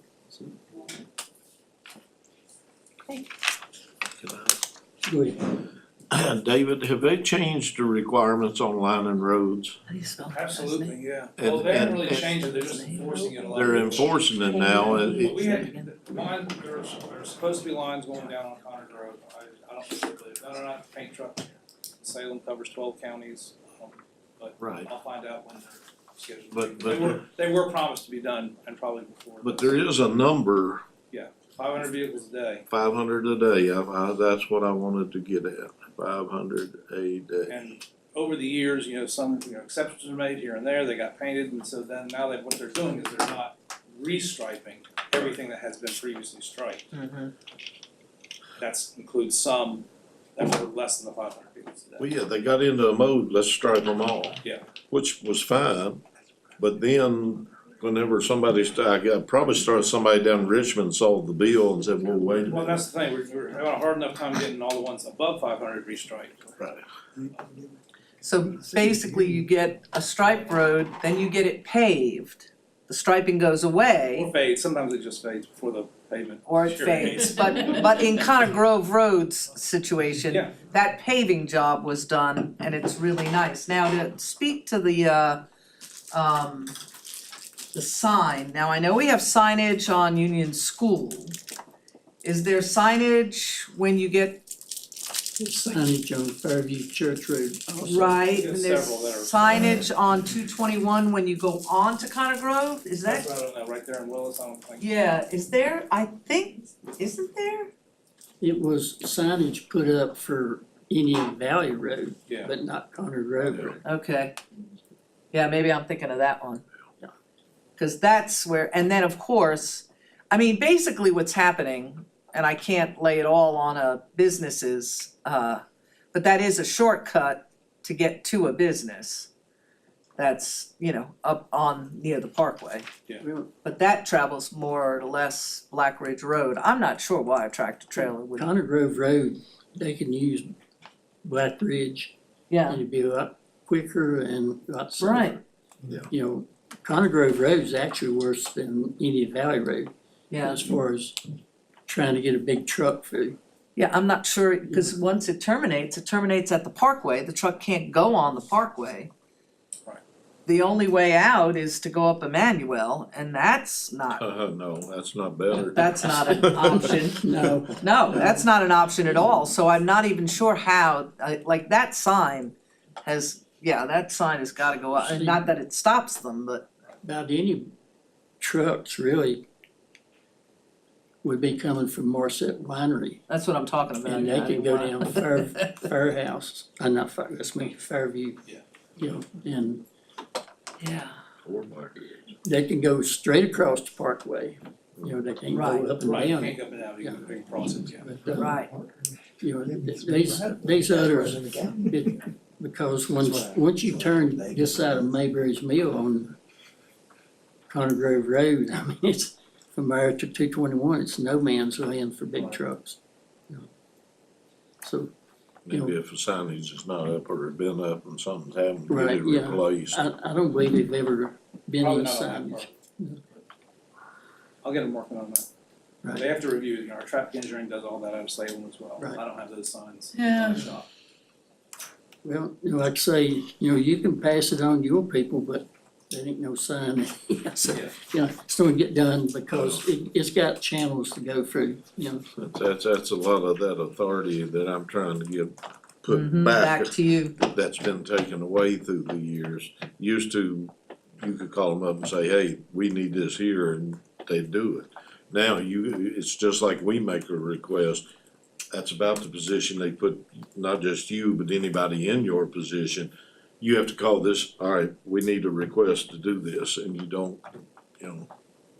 Yeah, and you can't give an exact time or when you're gonna do something, you know. But anyway, I think they wanna take a 5-minute break. That's fine. Thank y'all. Thank Thank you, you. Dave. Thanks, David, Thank you. appreciate it. Thank you.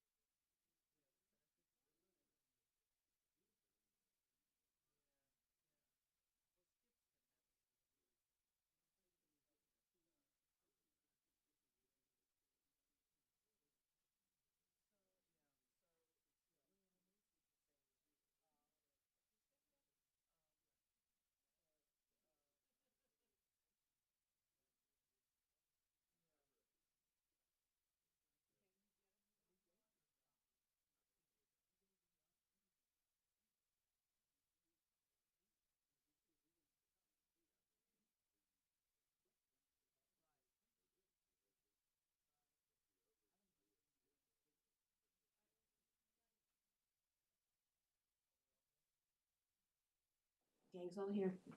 Yay. Yay, team. Alrighty, we back in session. We skipped on the agenda, so we'll go back down to old business, I guess. That's you, Medina. So I next didn't on know old which one was business. on. I didn't know if Showtime. I was talking either, I was just here to listen in case needed, but. Authorization of, well, you don't have to, if you wanna, it's up to you. Authorization of workforce housing CDBG application, which is what we've been discussing, you know, continued consensus by the board for Ladina and staff to move forward.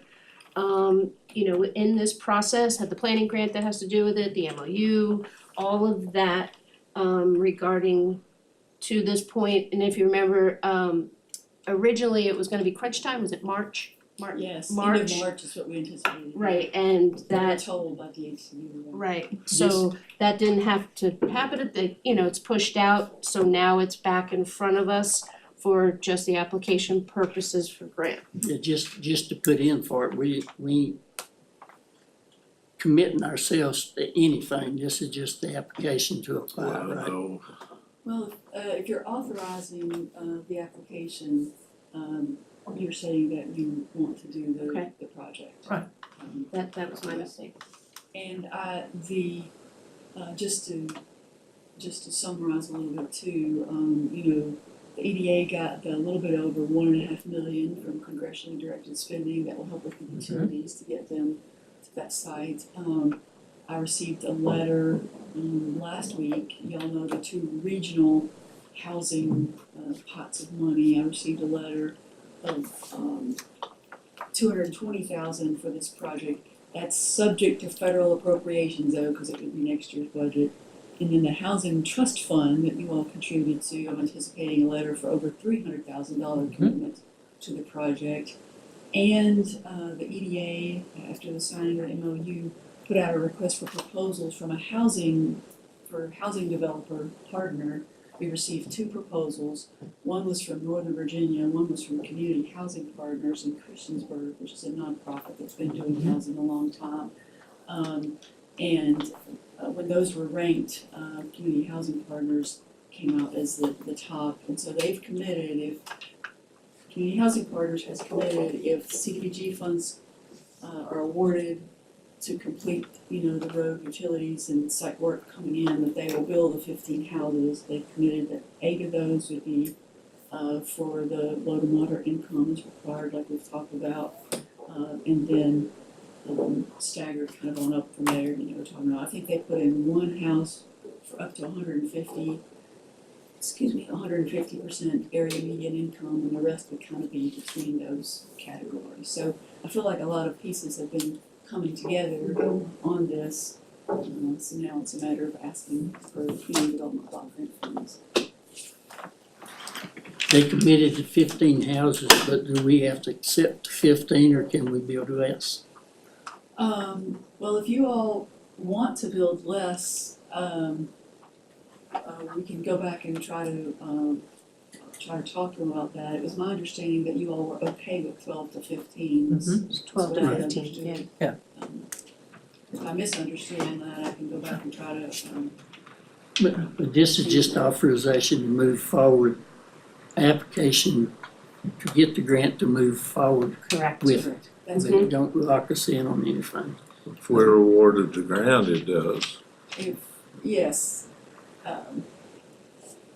Yes, if you're applying for it, it means that you want to see the project happen. I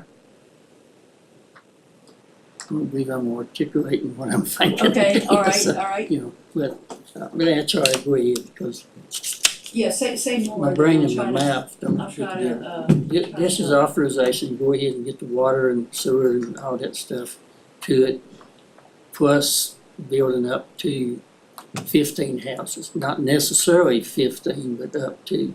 we do need to say how many that we intend to build in the application, because that's what they will expect of us, is Right. what we put in there. So we've been designing based on, 12 to 15 was the language that I took from you all, but at a certain point, I had to say to the designers, this is how many lots you should do, and so I said 15 because I think it helps our case in getting the grant dollars. Because they're gonna be looking at basically how many dollars per house that they're putting into it, so the more that, even just doing those 3 more could help us be more competitive.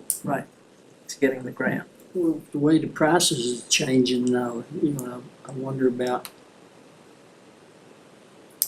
Yeah, we, That's what I'm trying to get, we commit in 15 houses, we may not be able to afford to build 15 houses.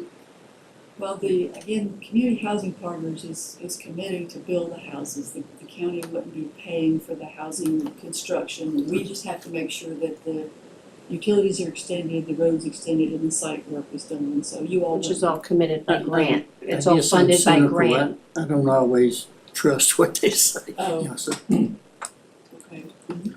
So if we're approved this here, what you're saying is if we vote yes on this, that approves us to build those 12 houses, is that what you're saying? We're committed. If you request the grant dollars, you're saying that you want the project to happen, that you're supporting the project. So if we get those grant dollars, then, we would be expected to move forward with that. Because there's gonna be lots of communities around the state requesting these dollars. It's competitive, it's not like you're guaranteed to get it. We're competing with lots of people, so if we put this in, and we're awarded it, you don't wanna then change your mind and be like, oh, just kidding, because somebody else would get turned down if we were awarded the dollars. And we have the developer who has committed to doing the 15 houses. So, I mean, At the income and at the dollar Right. amount that would be Yeah. covered by the grant. right. And our scoring and all of that is going into the grant? Our application, that's just on our end? No, that's just to be On our end. select. Right. But it's beneficial for us to be able to say, we already put out a request for proposals, we had 2 proposals. Right. We ranked them, we have a partner going in. Right. It strengthens to show that we Absolutely. are ready, that we've done the homework.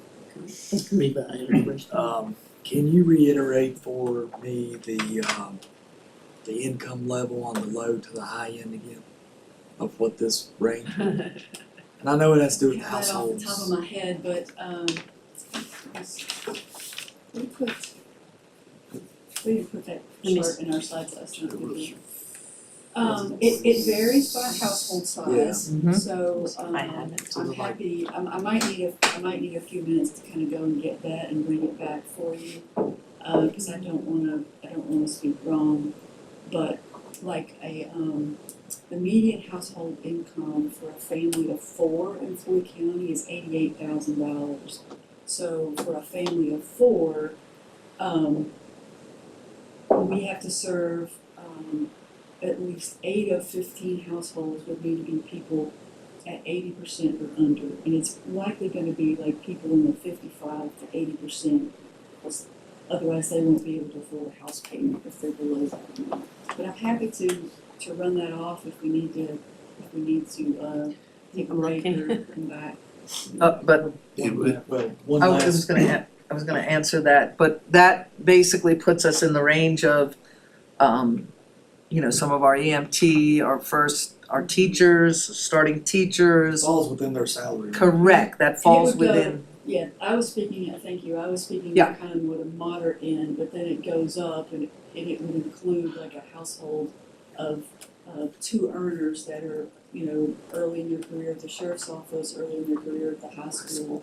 They would be eligible for the housing overall because of you all made a little bit of adjustment there just to make sure that. I remember that. Right. And then the last question is, as community housing partners, do they have a rough figure of what they feel like the finished project would be assessed at? Like, what do you think that house? That's a great structure would be? question.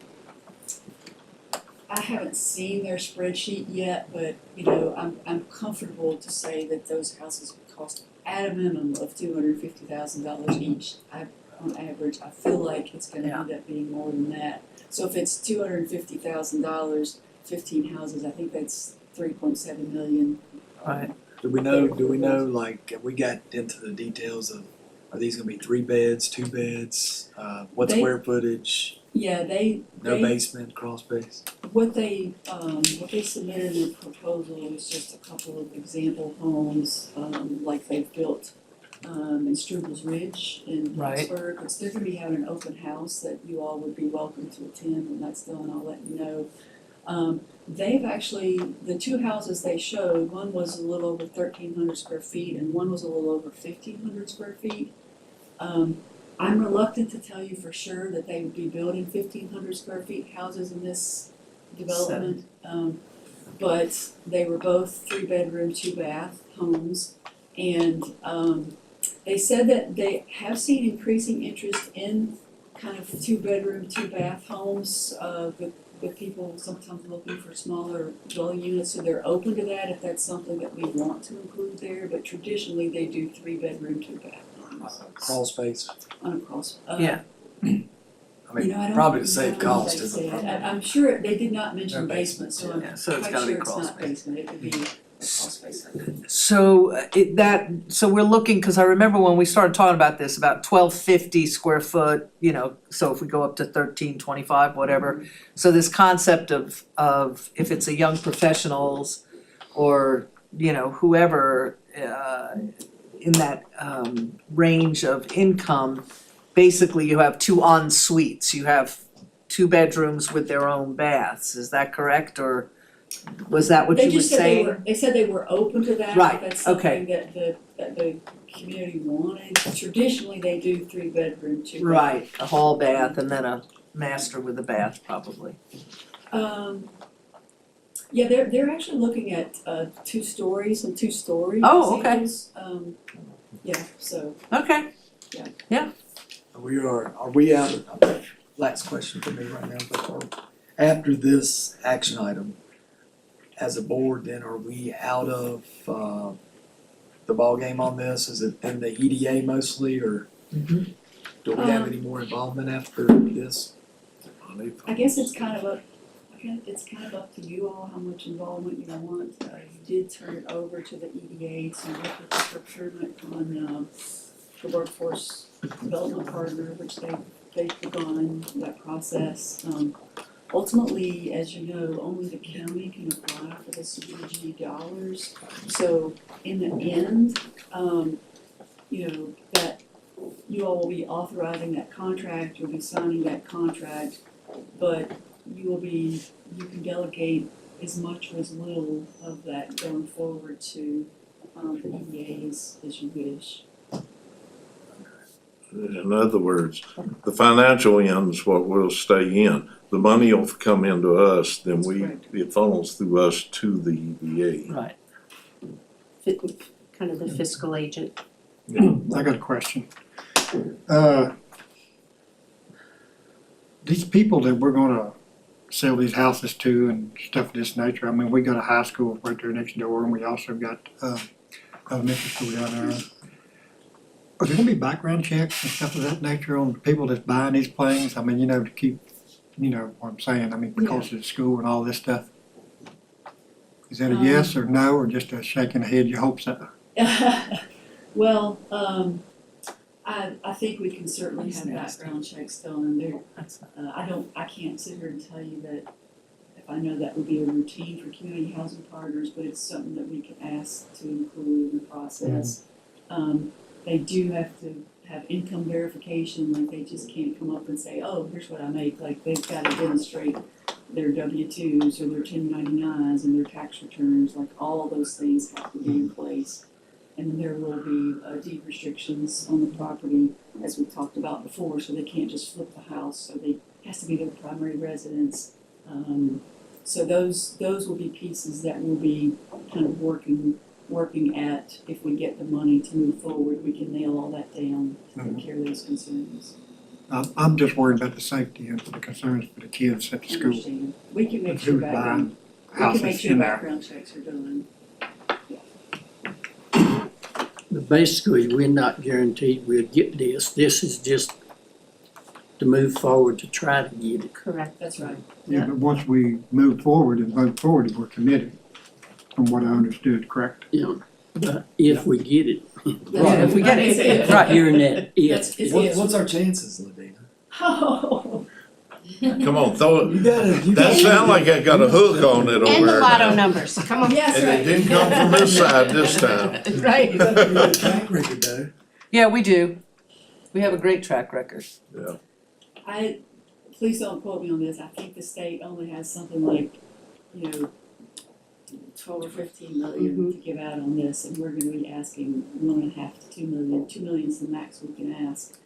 So, now, not every, there's 133 localities in Virginia, counties and cities. Some of those get entitlement dollars, like Blacksburg, Christiansburg, they don't have to compete. They get an X amount of dollars every year. Right.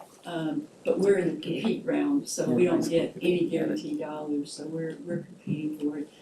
I would have to say that we're somewhere between 30 and 50% chance of getting it. I'd put it higher. I mean, just, I would rather be cautious. yeah, I know, and I'm usually a very, conservative when that comes to that, but I do believe that we have proven that Floyd County is serious, that there is a need, and that we are, we've won awards, we've done all the right things, and I will say it, cause I know you won't, but I think Ladina is recognized within the Commonwealth of Virginia as being someone who is good at what she does, she's serious about it, and she understands how important this is to our young people in this community. And I think. And she's trustworthy. And she's trustworthy, and I believe that we are in good standing. And I think anything that comes out of Floyd County that has her name attached to it and it has to do with housing is not a sure thing, but I know you're uncomfortable when I do this, Ladina, and I'm sorry. I know. Stop talking about it. Anyway, I just feel, yeah. You go ahead, Oh, I'm getting ready. Do you think if this project develops, do you think that would lead anything down the road to some future assistance with any PSA type stuff, since we've got this going on? Like, do y'all think that would lead to any opportunities for that? I mean, I think it's gonna help the PSA right off the bat, because they've got an old low pressure line that's got lead joints in it, like Yeah. it's that old. So part of what this project would be doing I is know. replacing Improving that. right? Yeah, and it's To a improving high pressure to the high school, I mean, it's doing At so no many cost things. to us. Right, Right. For the PSA. right. For That was for received well by the school board too, when Yeah. Ladina did that, they That- really, So That, there's, that part, we, they were. yeah, we could be actually, helping most families and then part, they helping just wanna keep PSA too. trees. Right. And helping our students. Yeah. And the school. So, No. So, Yeah, go ahead. Oh, Tracy. go ahead, no, you go ahead. no, I was just gonna refer to, what would be necessary to move forward Oh, on the well. agenda, so, I'm sorry. Ladina. And I know this thing was dead and it was risen from the death and that we're at this point. And I have to try one more time. Would this board agree to only doing phase one up there? And then after we take this vote, agree to developing the rest of that property into a park?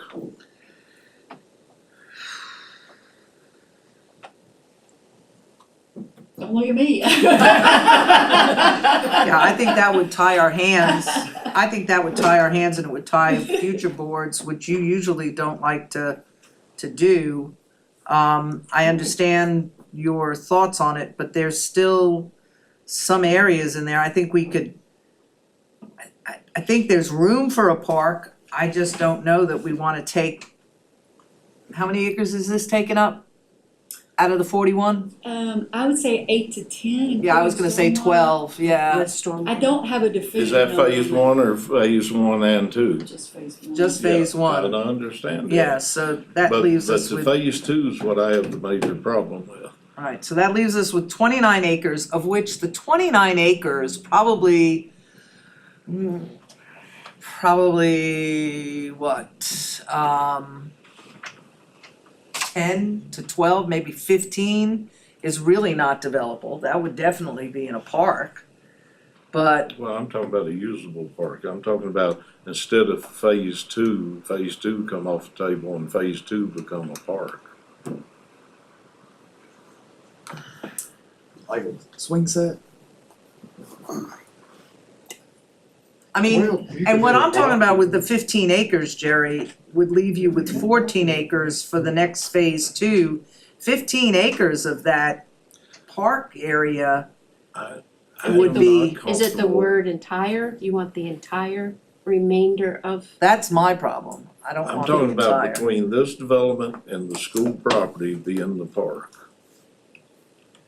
If we're gonna put houses back over next to subdivision the way we originally discussed, I have no problem with that. Right? But my problem is putting between 30 and 40 homes up there right on top of the school campus. I've said that, nothing's changed. Right, I've said that right. since day one. Right. And that was part of the reason I moved to resurrect this. I thought maybe through the process we could work something out, but right now, we're taking that bed at the top, and that's for the housing, All with that we're one talking and two. All that we're talking about right now is, I know what we're talking about now, but when you do one, somewhere down the road, two's there. This is starting the entire process. And if we're gonna, and I'm just me, everybody do what they have to do. I'm not trying to sway, I'm just laying it out there one more time. Is there any interest in that? If there's none, then we'll make the motion, we'll vote and do what we have to. Well, I was thinking that this is what we was concerned about. We weren't worried about the rest of it. That's gonna be down the road. Then we can figure out what we're gonna do with the other, 20-some acres of land or whatever. It's probably not even going to, I mean, this is Yeah. probably down the road. Yeah. Well, I know it's down the road, A but little this ways. is the start of the entire process and the entire plan. We're just doing phase one right now. Phase two is still there, which is, if it's completed at whatever point, that puts between 30 and 40 houses right there. I was thinking we'd already pretty well killed that one. Yeah. No, it ain't killed. How much land's behind Crestview back towards, what is that, White Oak? On the next subdivision up, how much land's back in there to build on? Do you know? Not mostly much. we've just been focusing on that upper third, just because of gravity flows sewer down to the high school, so kind of. So are you, that upper third, I'm just gonna roughly say is maybe 21 acres or something like that, is that what you would say? Yeah. Give or It's more than take. an upper third, I guess, it'd be the upper half if it's 41 acres. Yeah, and So then the you're rest saying- 20 you're- acres. You're saying there's only 9 acres between Crestview and the school?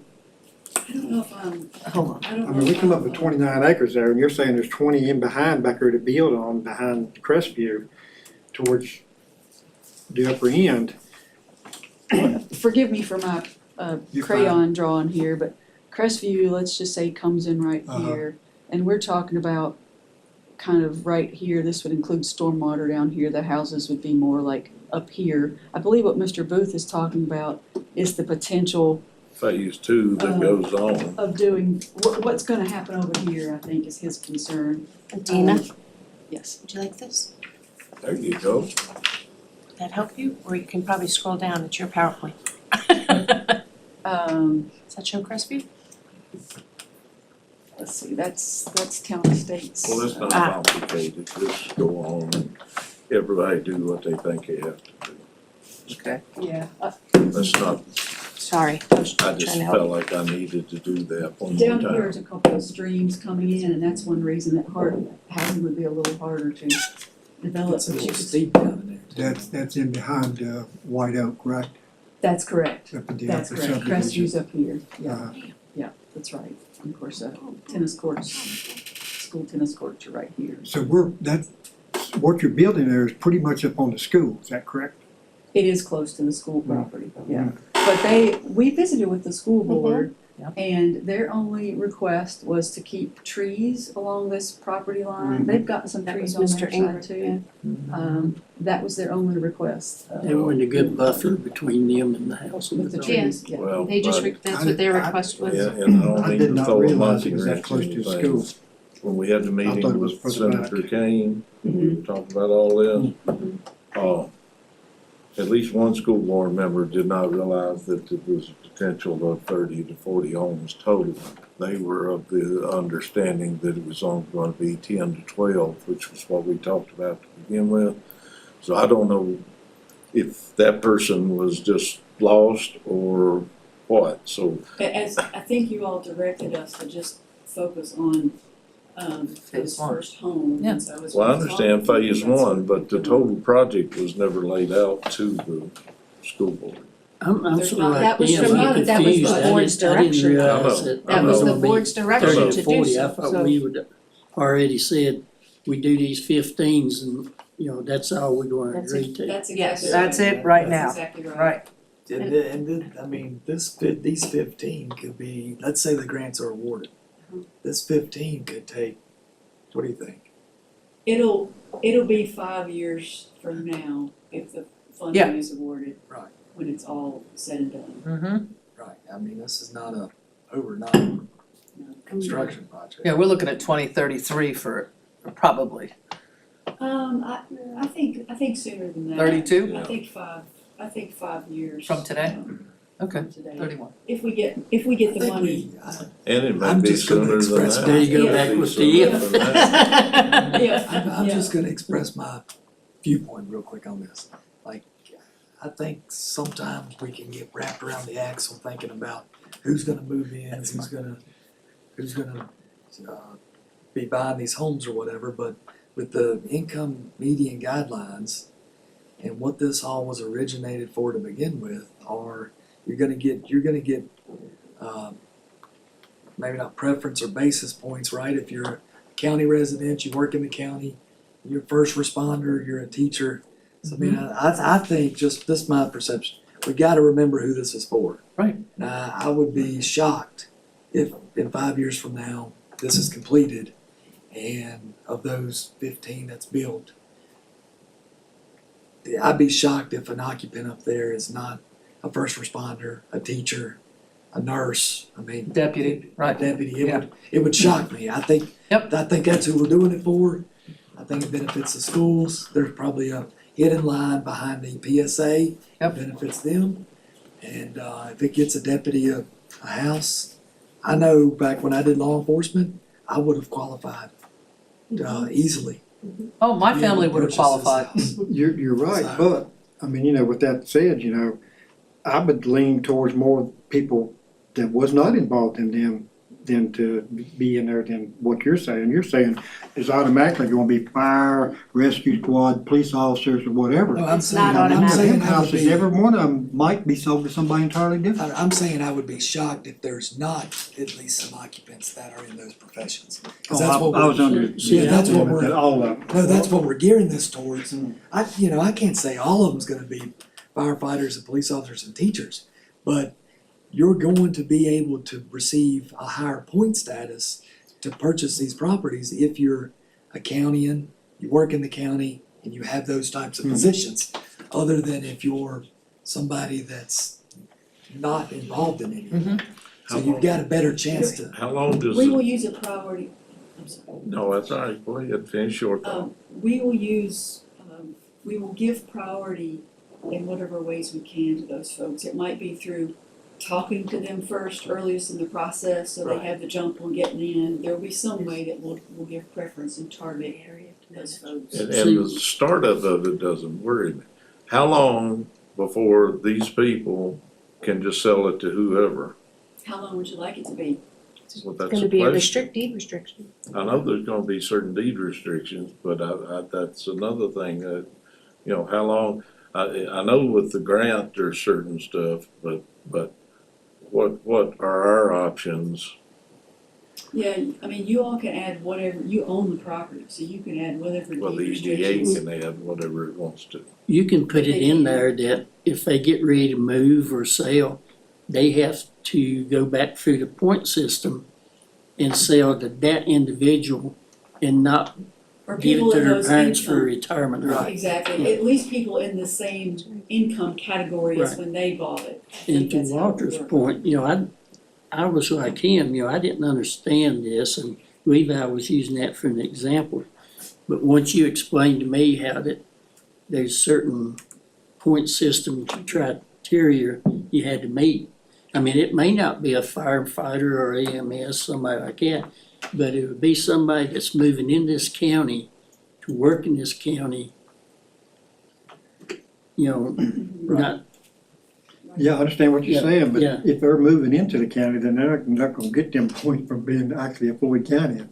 Well, I mean, you get people like maybe at Hollingsworth and Voss that's got a job opportunity, but they live too far away, they can move into one of these houses, pay for it and work, for Hollingsworth and Voss. Yeah. I think what we could potentially do on that is to kind of have like lunch and learn events with county employees and lunch and learn events with the school and with, major employers kind of in that order or whatever order, Right. so that they are offered the opportunity first. They may or may not decide to move forward, or they may or may not, whatever, but that's a way that we can do that to kind of help. Provides an opportunity for a kid who graduated from Floyd High School to stay here. That's why I keep calling it opportunity housing. It's really important, I mean, I know that's not a Hollywood term or but from my marketing point of view, it is opportunity housing. It's giving those people who are not able to afford a $350,000 to $425,000 home. I mean, there's one that just went on the market for $595. I mean, I'm just like, The average is Yes. in that range. Yeah, I know, The I know. average house, and Yeah, I know. even the median is, the very middle priced house is Yeah. $450,000. exactly. So, I was gonna say that I heard this, from the mountain towns in the west. They used to talk about workforce housing, it's where I first heard the phrase, but now they're talking about local housing. Yeah, local, And it's okay. local housing because it's the people there from California that are moving in and paying $1 million for a house. So local people can't afford it. So that's really what we're trying to do. Yeah, we're trying to do local. It's housing for local people. Yeah. We just have to live within the fair housing laws to do Right. that, but that's really what we're trying to do. That's a great term. But Yeah, I like that too, at some point, even less Hollywood. you'll have to go back and adjust that You will. income thing. That's Sure. That's right, Yeah, that's because right. It'll be income's whatever gonna the- go up. Exactly, it'll be whatever that median is then, not what Right, it is now, but it will be in the same kind of bracket percentage wise. Right. Yeah. That's right. I do wanna go on record too, I mean, just cause I'm in the real estate industry.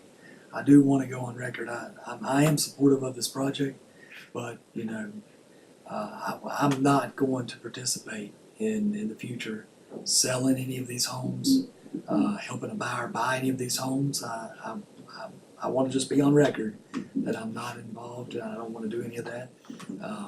I'm 43 years old, so for the next 60 years, I will not participate in any real estate transactions in that development. And I'll be on record about that. what about 61 years? We'll see. If That'll he make me makes it, 103. if he makes 60 it to years, them, he you don't sell it to care. me. I just wanna be upfront about that, cause I am in the industry. So, I will also take that opportunity to go on record, Yeah. saying the same exact thing. There's I no will not, hidden in any way, motive shape, or why I'm form. trying to promote this, other than I want to see some people get some Yep. opportunities. I will not in any way, shape, or form be involved in any kind of selling or bringing buyers to this, development. On record. Yeah, we have no problem with that. Yep. So at the end of the day, all you need is the authorization to move forward. Yes. Does it have to just be an authorization or a resolution, or what does it have to be? We don't need a formal resolution, Okay. as best I can tell. Just a formal vote. just a action Floor is item of open to a approval. motion. I'll make a motion to authorize the workforce housing CDBG application and authorize all and any signatures from the county. I'll second. All right, on the motion to authorize workforce housing CDBG application and all staff appropriate signatures necessary, Ms. Cookenbook, Yes. Mr. Cox, Yes. Mr. Phillips, For the record, I feel that it's too close to the high school, so I'm gonna say no. Mr. Booth, No. and Mr. Terman. Yes. Okay. I had mixed emotions, but the more I talked to Adina, the more she convinced me this is, and like I say, this is iffy. And, you know, I may be going overboard here, but you know, they haven't even started working on a budget yet. So, you know, we're looking at state government getting closed down like the federal government is right now. So we got, so we'll take all this in consideration. That may have a big effect on what we're doing right now. And I just wanna say, I voted how I felt I needed to vote. This board set a direction, I'll be on board 100% to go that direction. Thank you. I will too, if that's what they vote for, but I mean, you know, I just wanted to for the record, that's why I'm That's voting the no. direction we headed and If we get this money, you help me remember, we're putting that in there, that there'll be background checks. Right. Thank you for Thank you your all. work. I think we addressed that at one point, but it may have been before Mr. Phillips come on. Yeah, we did talk about it. You Yep. do background checks and, you know, they have to provide, you know, documentation that that's what they make Yes, Yeah. they do. and all that stuff. And you have to be careful, Steve will tell you have to be careful on the background checks of what you use to disqualify somebody and correct. qualify Yeah. somebody. That's why I Just mentioned fair because you housing. do a because I- background- That's correct, yes. We're not gonna sell it some pedophile or somebody like that, I believe that would be. Well, if Cause they I believe serve their, that's our state code, they be too I mean, close to school. Yeah, and A lot of I know times we you got a don't little know that, control over yeah. this, but at the end of the day too, I mean, any of those houses around that school come up for sale and ain't nobody got no control over who comes in there. Right, Or who goes in and out to ball games or in and out to Yeah. any kind of activities. and that's why we That's correct. purchased. I used to Through say the- that all the time when I worked at Christiansburg, the aquatic center. I mean, you got no control over what somebody on a registry, sex offender registry is coming in and out of that aquatic center. You know, what I'm saying is that you can't knowingly, That's a, Right. you know, because the state code covers that. Right. They can't live within a certain right. distance of the, you know. Yeah, you just have to follow the code on what you use as qualification and disqualification strictly. But now it's in your court. No pressure. Thank you all. No pressure, no when we hoops, follow up no. with the fair housing, When do you think Or you you'll have- hear a or response? do we do that later? Okay. It's due by July 1st. Maybe by the end of the year, maybe early next year. I figured it would take a long. It's not a fast, it's not a fast thing. You know, like I say, Thank it you, depends Ladina. on what state government does right now as far That's as true. budgeting. That's Thank true. you, Ladina. And right Thank now, you. they're doing nothing but arguing. Yeah, that's true. Thank you. And I just wanna say, great job on everything you've done so far. It really is. Let's hear about the county and town meeting. Sir, if you remember the last time, it was on the agenda, I believe Ms. Cookenbook asked it to be tabled to this. Thank you. As as Mr. Booth was unable to make that meeting, so,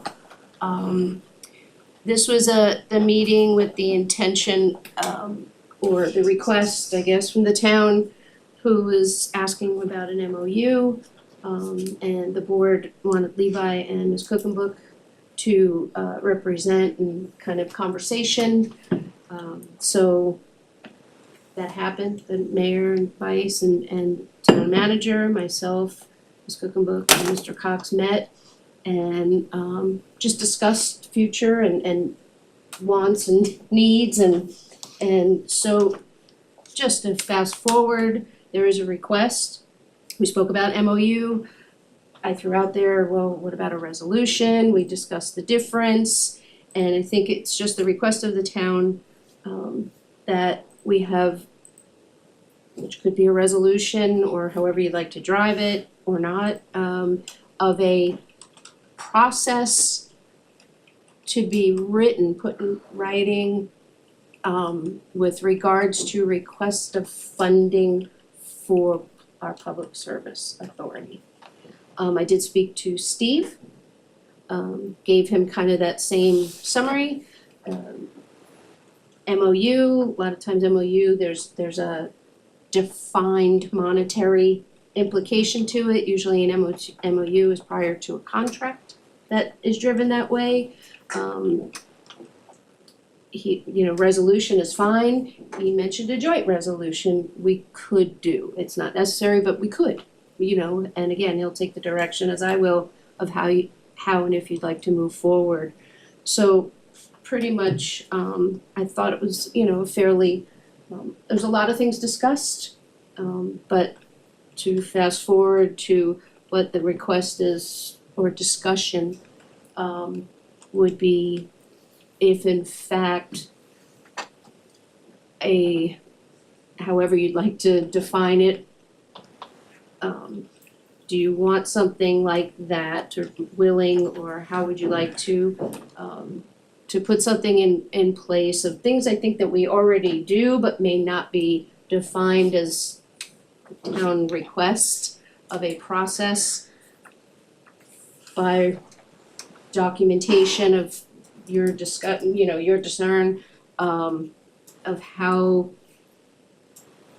Let me go back one more. Steve and I also discussed if this is something you'd like to do, to not leave it to one department, external, like you can note it in there, but leaving it open to the county in itself. So if another department or agency wanted to come in front of the board and request funding or emergency or whatever, you have the opportunity to put that in there, but also note, PSA specifically if you'd like to. I just wanted to make sure that was said as well. Well, we already have in play, if building inspection comes up and they need more money, we've got a process in place where they come to you. Yes. Yeah, and so when you say departments, you're not necessarily talking about Not our internal, department. not county internal. department, that's what I said, That's external. what I wanted to clarify. Yes, that's right, external. So it really revolved around the word process, our discussions. That's when you distill it all down, the town's feeling is that there isn't a process. And when Steve talked with Kim, the idea of, well, there could be others. So do we, by resolution, establish a process? And I guess that's what Steve was saying, or no? So one of the notes which would validate, the mayor, the public, this is a request because the public would have proof that we have a process and that it would make it formal.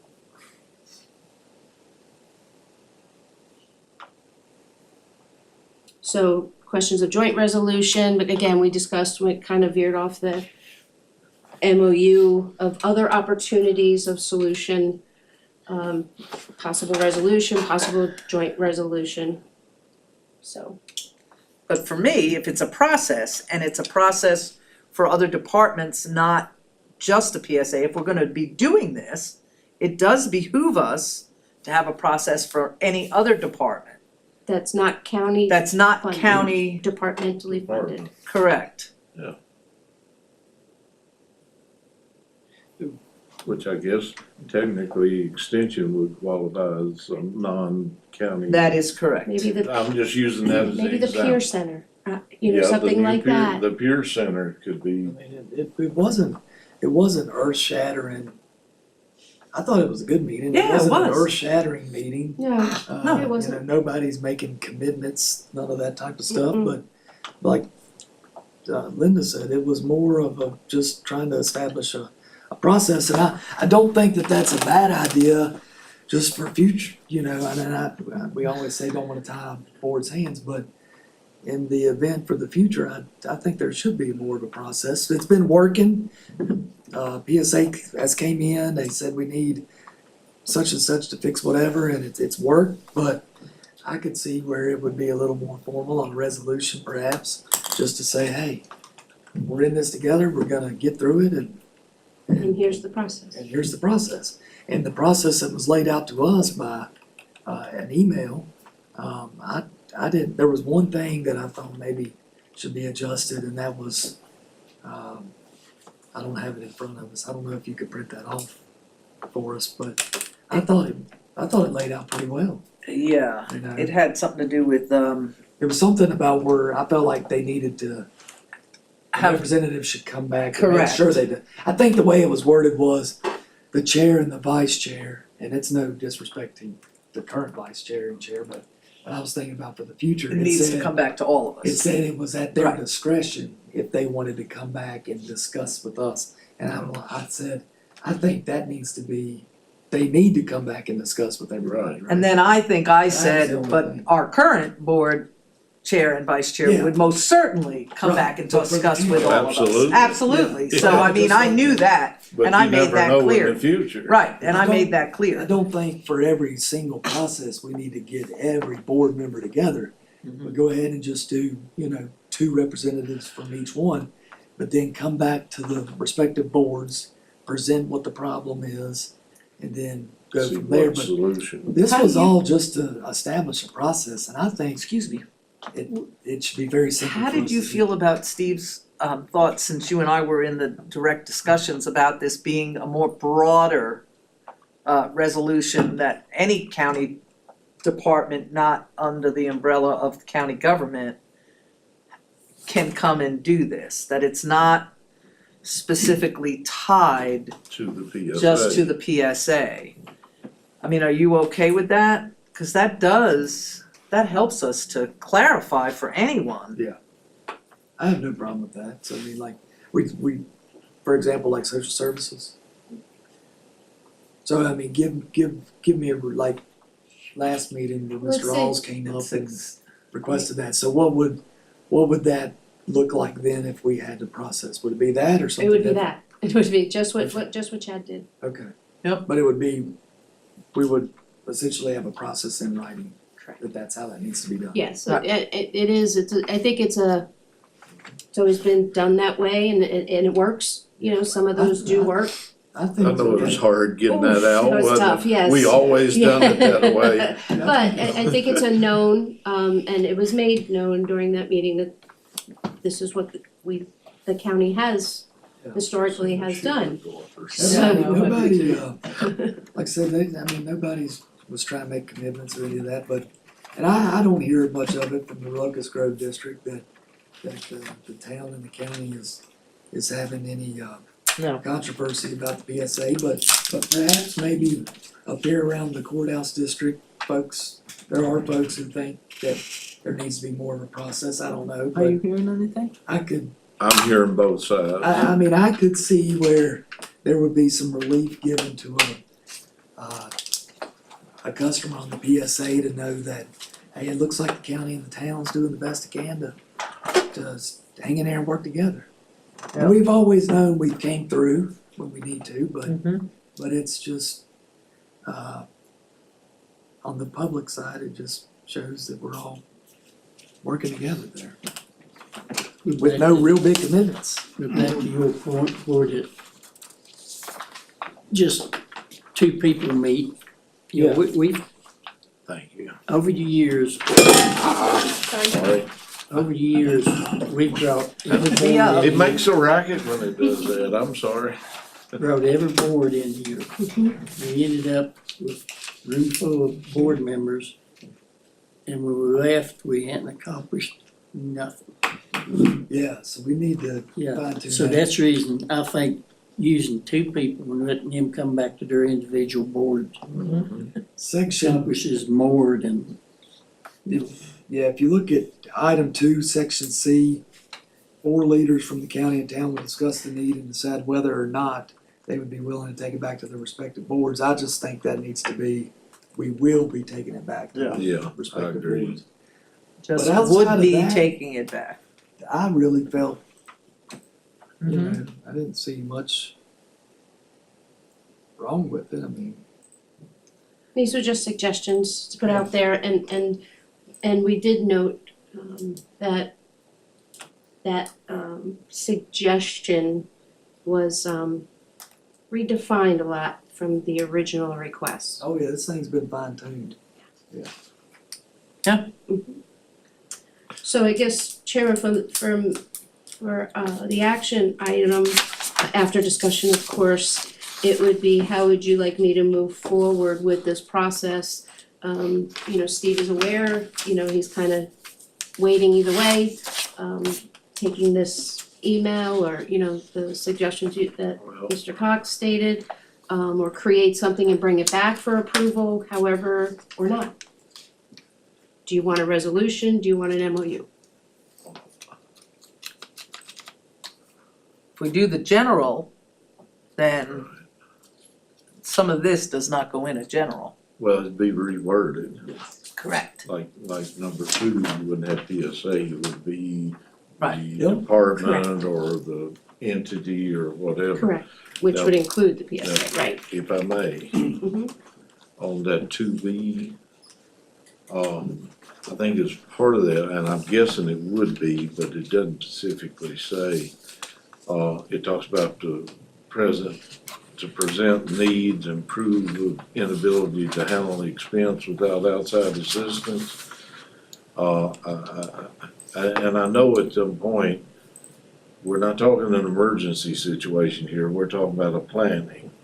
And I'm not talking about going out and having it to the penny, but I think there should be something in that wording that, to the point that, it is, an estimate or Yeah.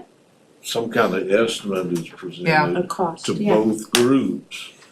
And I think both groups then need the time to look at it to see how they could handle it or can handle it. Well, there would have to be something in there that states it when appropriate, the town involvement, and if not, because there's gonna be times it's not And where appropriate. I'm coming from is, and please knock on, everybody knock on wood. Let's say there's a project that they feel like they need to move forward on. Well, heaven forbid something happened to us like it did Blacksburg, and we're into a $60 million school. I don't know that this board would be in a position to take on a great more debt. Yeah. If we were in that situation. Heaven forbid, somebody order us to go build a new courthouse. Yeah. Or, I mean, I think there has to be considerations for both sides. And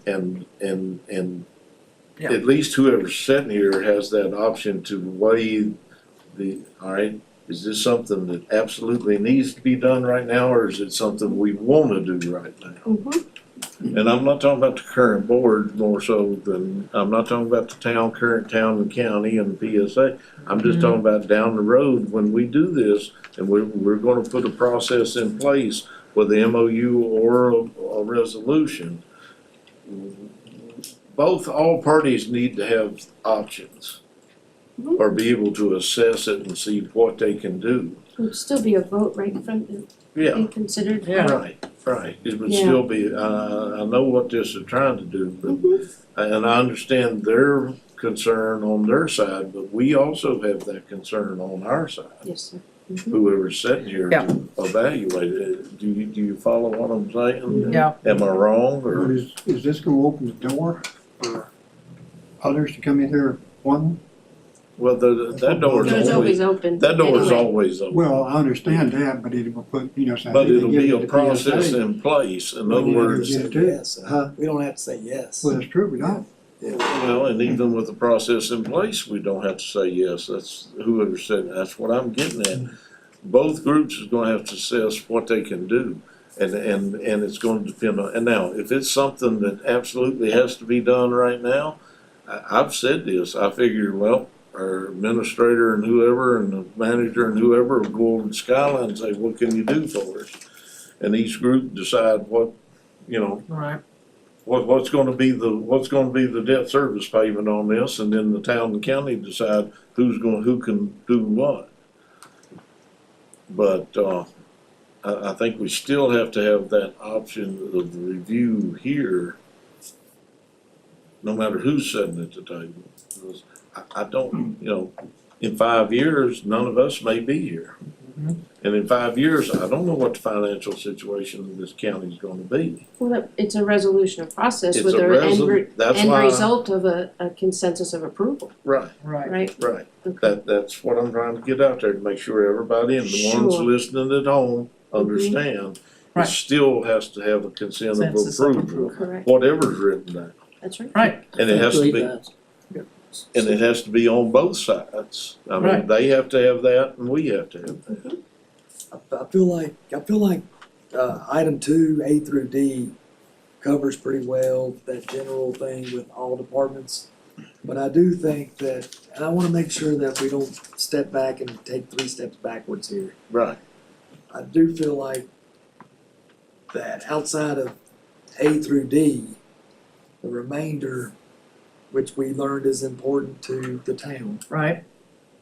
it would be hard to encompass some of that language into a general resolution for all departments, like when we look specifically at item number 1, where it says acknowledgement that the town would not be able to match the county in their spending contribution amounts.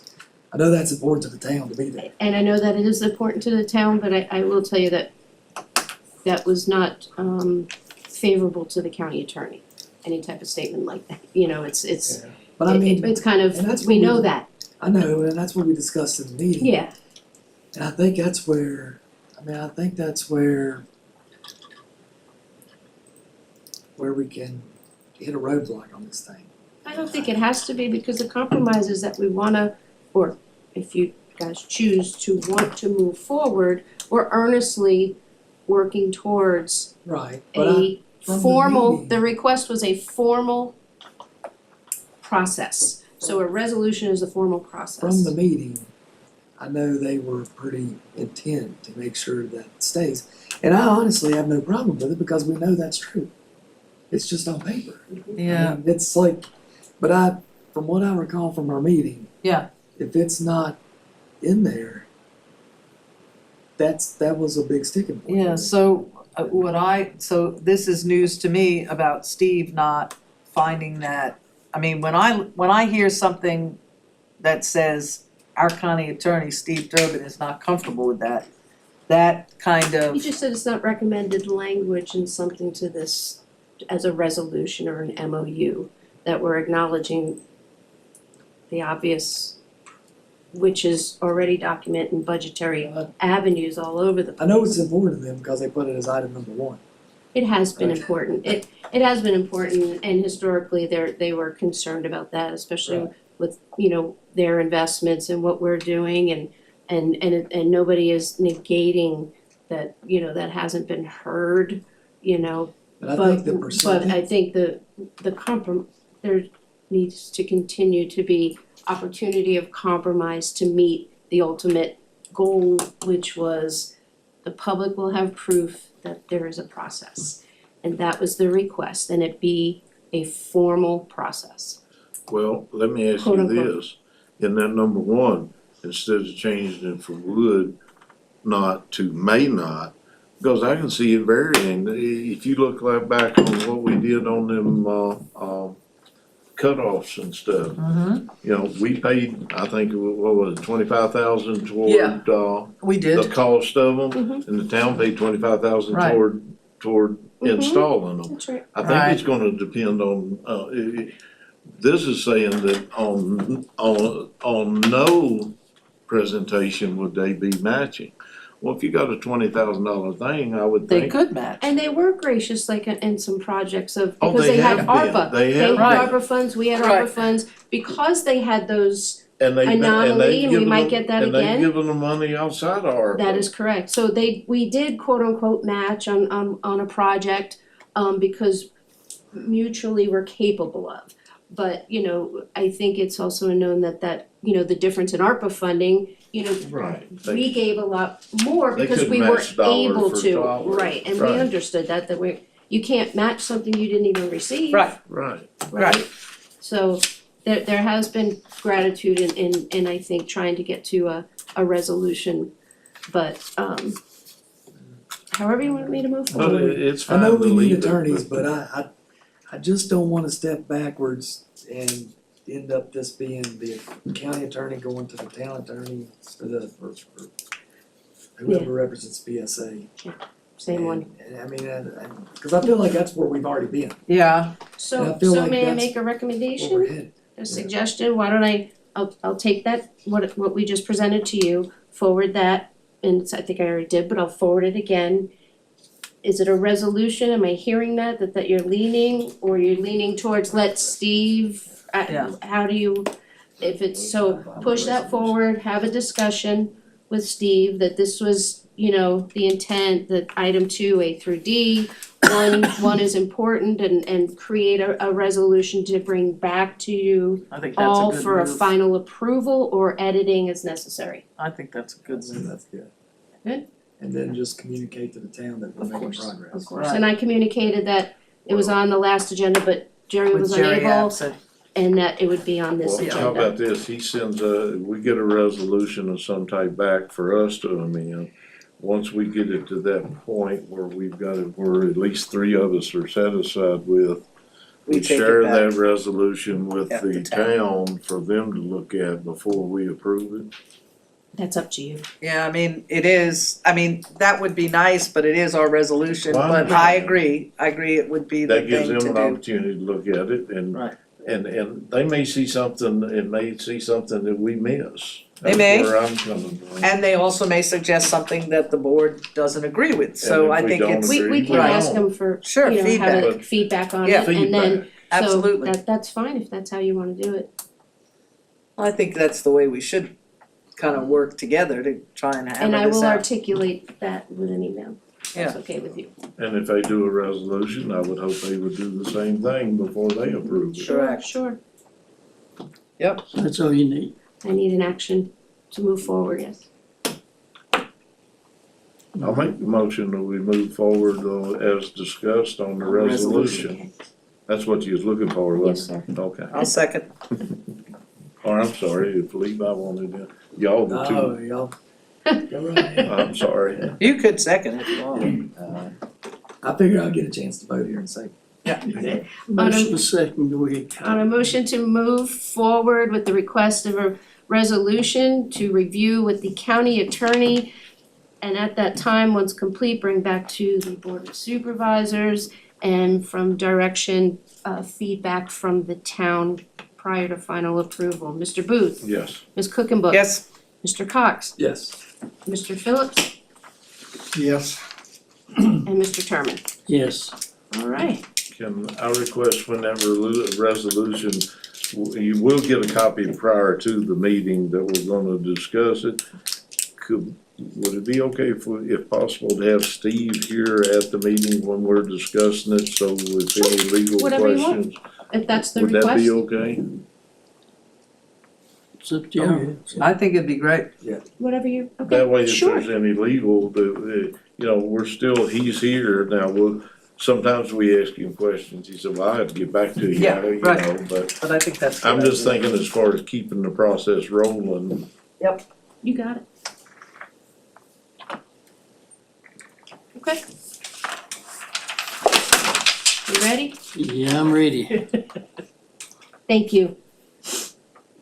Sure. Alright, it's up, the next is new business of the request of naming of the shared drive, tax map number 5341 A, B, and C. G Hardaway. Wrong one. I don't see no problem with myself. Is that up in your district, Joe? Yeah, it is. And it's,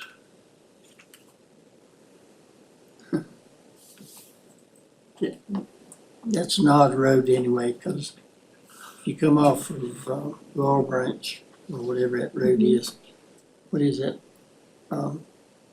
goes around but Topeka. Yeah, that's all. Yeah. Long Yeah. Branch, All right, when you come off there, I think there's a mile of state maintained Right. with 2 houses. But then when you come off 221, you got 6 houses and no state maintained. You know, it's sort of backwards in my opinion. right. But I have no problem with going ahead and naming it.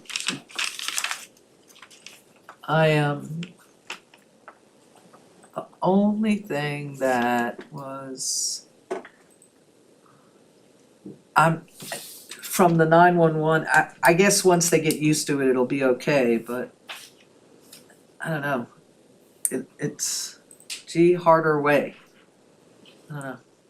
It's just, A little hard to say there. that's what I'm getting at, it just, It's just an opinion, I guess. I It's a guess. request and they all agreed. yeah, I know, I'm just thinking about it from our emergency management. Well, with the new E911, it's more pinged by area, not by Okay, road good. name. Good. So it's by cell ping, which Okay. will give you location, yeah, that part of it is taking that out of that. Got it, good, okay. So that shows up on that, and I was gonna ask this other, but since she brought up the EMS part. One point in time, we were talking about having screens in every squad, that actually, the picture popped up on. I'll follow up. And I don't know if it ever got to that point or not. We talked about it at one time, one of the previous boards, and I thought we had authorized it, but I don't know if it ever happened. I'll follow up for Just- sure, you got it, Yeah, that'd be great. because that would help too. If Like- they pop up and say, all right, well, here's Wildwood, like this one, all right, here's Wildwood, Oh, they're but we're pinging the other end. It Right. might be better for us to go around the other way, that's right. you know, it may save some response time. Yeah, Anyway, I'm sorry. That's okay. yeah, anyway, So you're okay with this? Mhm. Ready for a motion? Yep. I'll make a motion, we approve the, road naming of the shared drive to be G Harder Way. I'll second. And that includes appropriate signatures and whatever is needed. On a motion to approve the shared drive tax map numbers 53-41A, B, and C to G Harder Way. Mr. Booth, Yes. Ms. Cookenbook, Yes, Mr. Cox, Yes. Mr. Phillips, Yes. and Mr. Terman. Yes, All right. Thank you. that makes me feel better with the 911, Yeah. it really does, I mean, in general, it's gonna be huge. yeah. The next, if I may, sir, the next is, I received a letter in the mail. The 5-year update certification for solid waste plan for 2026. This is a DEQ. They gave us a little bit of an extension, so really let me see, the second one that says management plan and updates. That's kind of the best summary of what is and what it all entails. But it's what's included in all of this is the changes, being real clear, but that we're still sustainable, you know, we're still, what we're doing, we can maintain and sustain our landfill. It's necessary as a 5-year plan, it is a big deal, but I need on the next one down to complete this process to send in today or tomorrow morning. It's a resolution from the Board of Supervisors that would adopt the 2026 update. So on a summary of what's in the update, if that would make it easier, I don't know. No, it's, Yeah, it did a fine job summarizing everything. The only question I had was Billy or somebody with their outfit involved in the updating of the plan as far, or did they need to be? they didn't need to be No, good. this is what we've done all There's along. another one that they're involved with, that this is not it, That's that's not more, that one, that's more engineered detail, or, okay, defined. well, that's where I was getting This is at. not, but this is, Okay, they run parallel, it's a SW 88. I'm getting Does it. this include our, when you say 17 locations and 87 green boxes, does this include some of the green boxes that we take care of for individual, No, this is not a business, is that what you're saying? yeah, that's what I was No. going towards. Mm-mm. That, because that's not, we don't include that, that's included in the continuation of the transfer station. right, These are Got public it. sites. Got it, okay, that's what I was just, Yep, yeah, public access. just That's making sure, correct. yeah, just making sure, just making sure. So a big thing was, the accomplishments, which, those are important notifications. Yeah, And anything big that is a disruptive to our pattern or anything we need to notify them, which they pretty much have been. when they send these things to you, what do they, when do you get this to update? Did you just get this letter and they said, hey, where is it, or? Yeah, I got this was a second notice email. So this should have been completed. First way notice for early. you though, right? First notice for me. Okay, I wanted to make that That's clear. kinda what I'm I wanted trying to make that Actually, clear. the Thank you. date on the letter, cause The it was first. emailed to me and the date on the letter was the original date. And I have the email of when I received it, which was 3 weeks ago? Yeah. It was in Okay, so May. this was a little bit of It was in catch up, May. so good, alright. Yes, it is, and a great conversation, DEQ has been very accommodating with transitions and change and things Good. of that nature. Okay. And actually emailed them and let them know that it was on the agenda today, and with hopeful approval, I will be giving them the pretty package. With a bow? With a bow. Some ribbon? And also, on the recycling, I'm guessing you had to give them what our percentage number was. Mhm. That's one of the main things. Yeah, that's what they're And looking that for. also goes But- with, on another one that Right. Jenny actually, Yeah, Is that, yeah, yeah, is that's that right. is that a quarterly or a yearly? Annual. Annual, okay, so Percentage. annual. is it, what is it now? Is it 19 or No, we're up above that, aren't we? What's that? the percentage of recycling? What, no, what they required, the required number. 15, I thought. Require 15. Yeah. Required 15, 15, yes. I think we used to be at 19. No, I think we're more than that with all the, I was Extra. thinking that we required 15, but at one point we was like 23%. correct. Well, That's right. what I was And I trying- think but we're don't look higher. right now, we're Yeah, it's just okay. sometime, And I know we was way ahead of what we was required. Yes, oh yes, at. and we'll make sure of well, that. at one point in time, they started, back when it first started, it was like, it seemed like it was something like 20 or 25%. And we Yeah. was, and we were not anywhere near it, so, So now, and then we have good partners in the community that assist with that. Mm-hmm. And just to be, for clarity, when I say pretty package, it'll be, solid waste and recycling vendors, the management plan, the ordinance that we modified, the fees, Alright, the green box sites, actually where they are, tax map number, how many are in each location. It'll include the update that you guys have just referred to, as well as the resolution. So it's all, that's why I say it's a pretty package. Well, DEQ's in a good mood, let's Recycle keep them that way. yeah, Yes. exactly. yes. Are you, I'm ready. alright, I would like to make a resolution to submit to DEQ our solid waste management plan 2026 update. And any signatures that will need to go along with that. You're welcome. I'll second that, go ahead. Give it to Mr. Phillips then. You got it. Leave going. All right, on the motion to approve the resolution of the solid waste management plan 2026 update, Ms. Cookenbook, Yes, Mr. Phillips. Yes. Mr. Cox. Yes. Mr. Booth. Yes. And Mr. Terman. Yes. Thank you.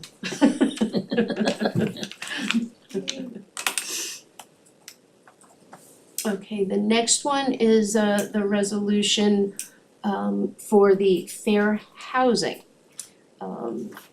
This is for the new fair housing resolution. It's required for the rehab project, the housing rehabilitation project. And we need this adopted to move forward as a requirement for the housing project. Sounded very repetitive on that, sorry about that. Well, this is by law, so. I'm getting ready to say that I don't know why they require it, because we already mandated Right, Yeah. it. exactly. I'll, if you're ready, I'll, Go ahead. yeah, make the motion to adopt the fair housing, resolution. Second.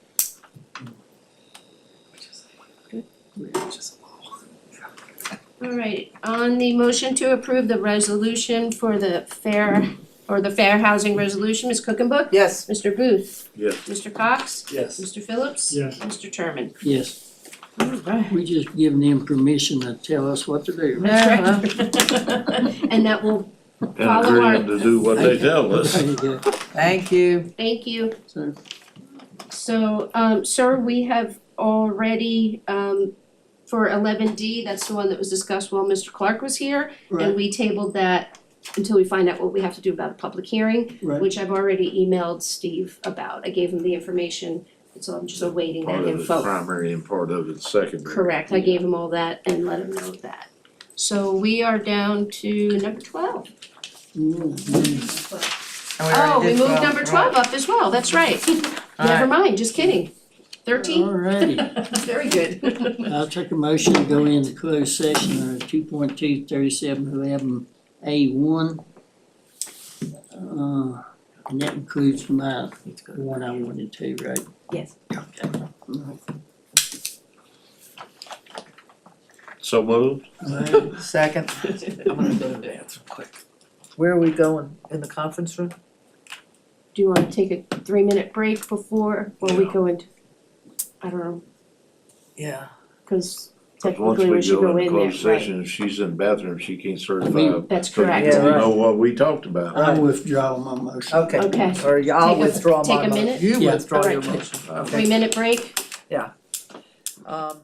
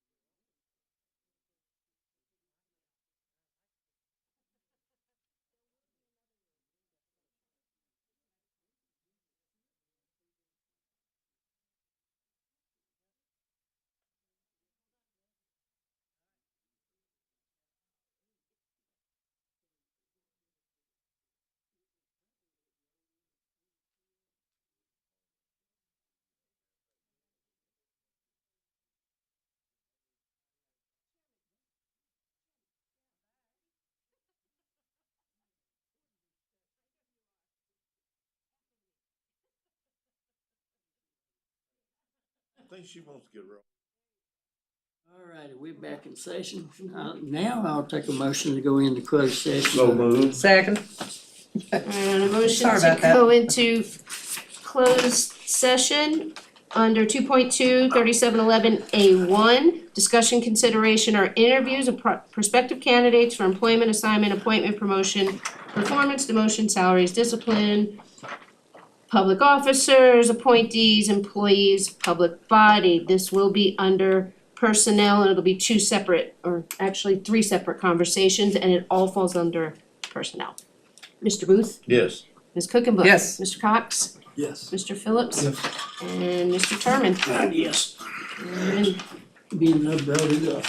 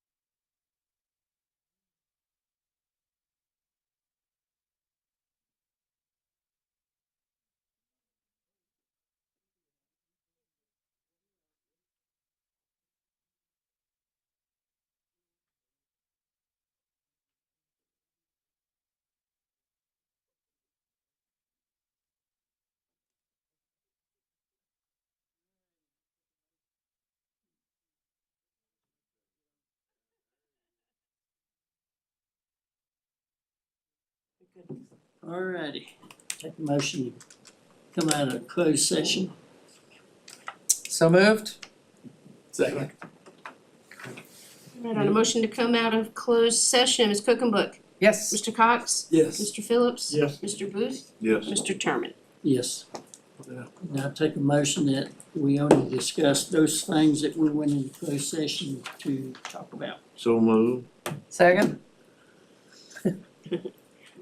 All right, on the motion, certification resolution that we, only such public business matters were identified in the motion by which we went into closed form. Mr. Booth, Yes. Ms. Cookenbook, Yes. Mr. Cox, Yes. Mr. Phillips, Yes. and Mr. Terman. Yes, and we didn't have anything that would Nope.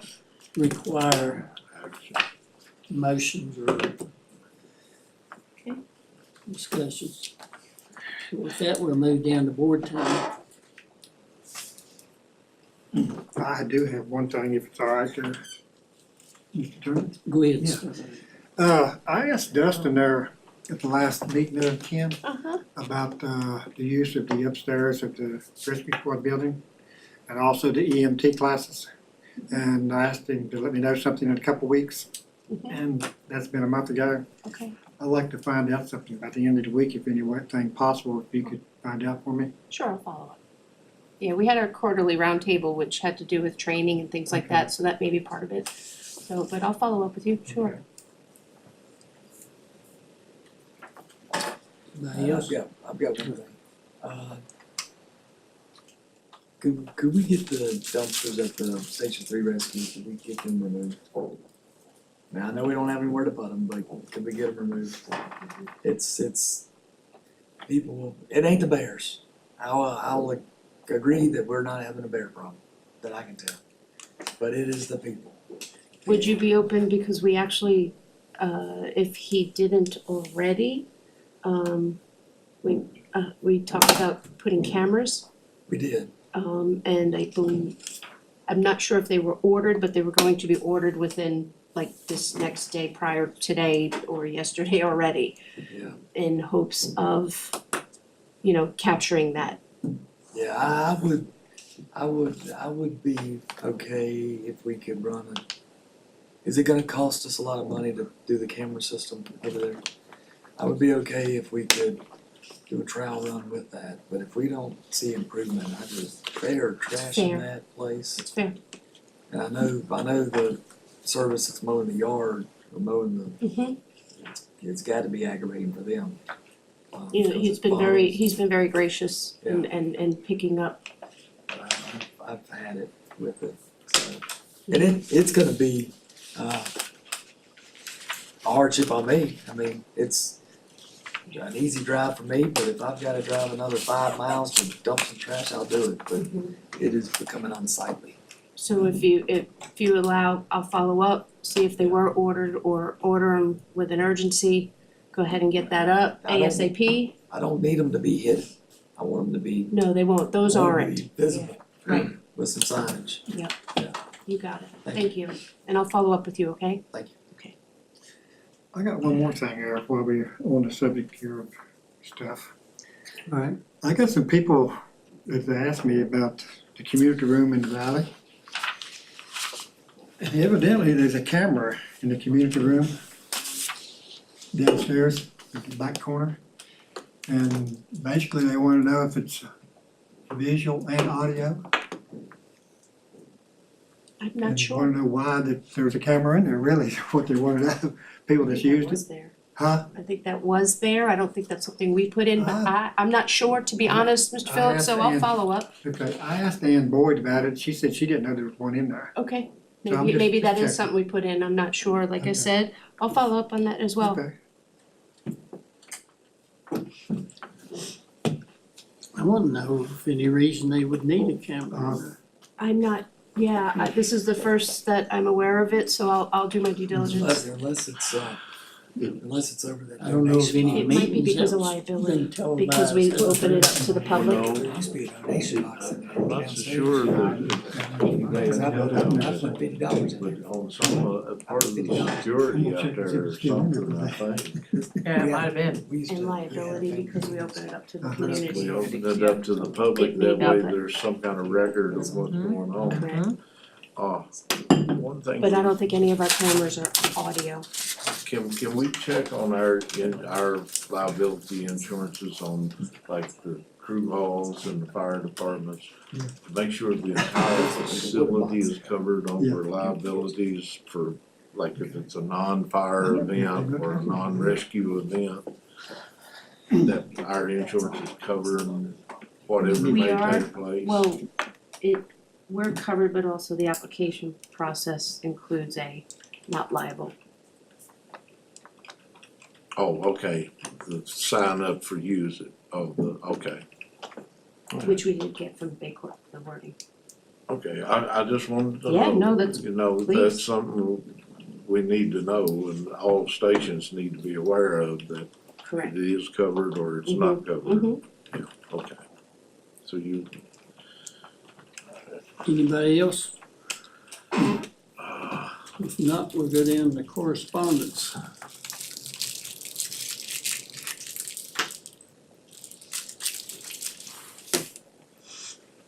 It's okay.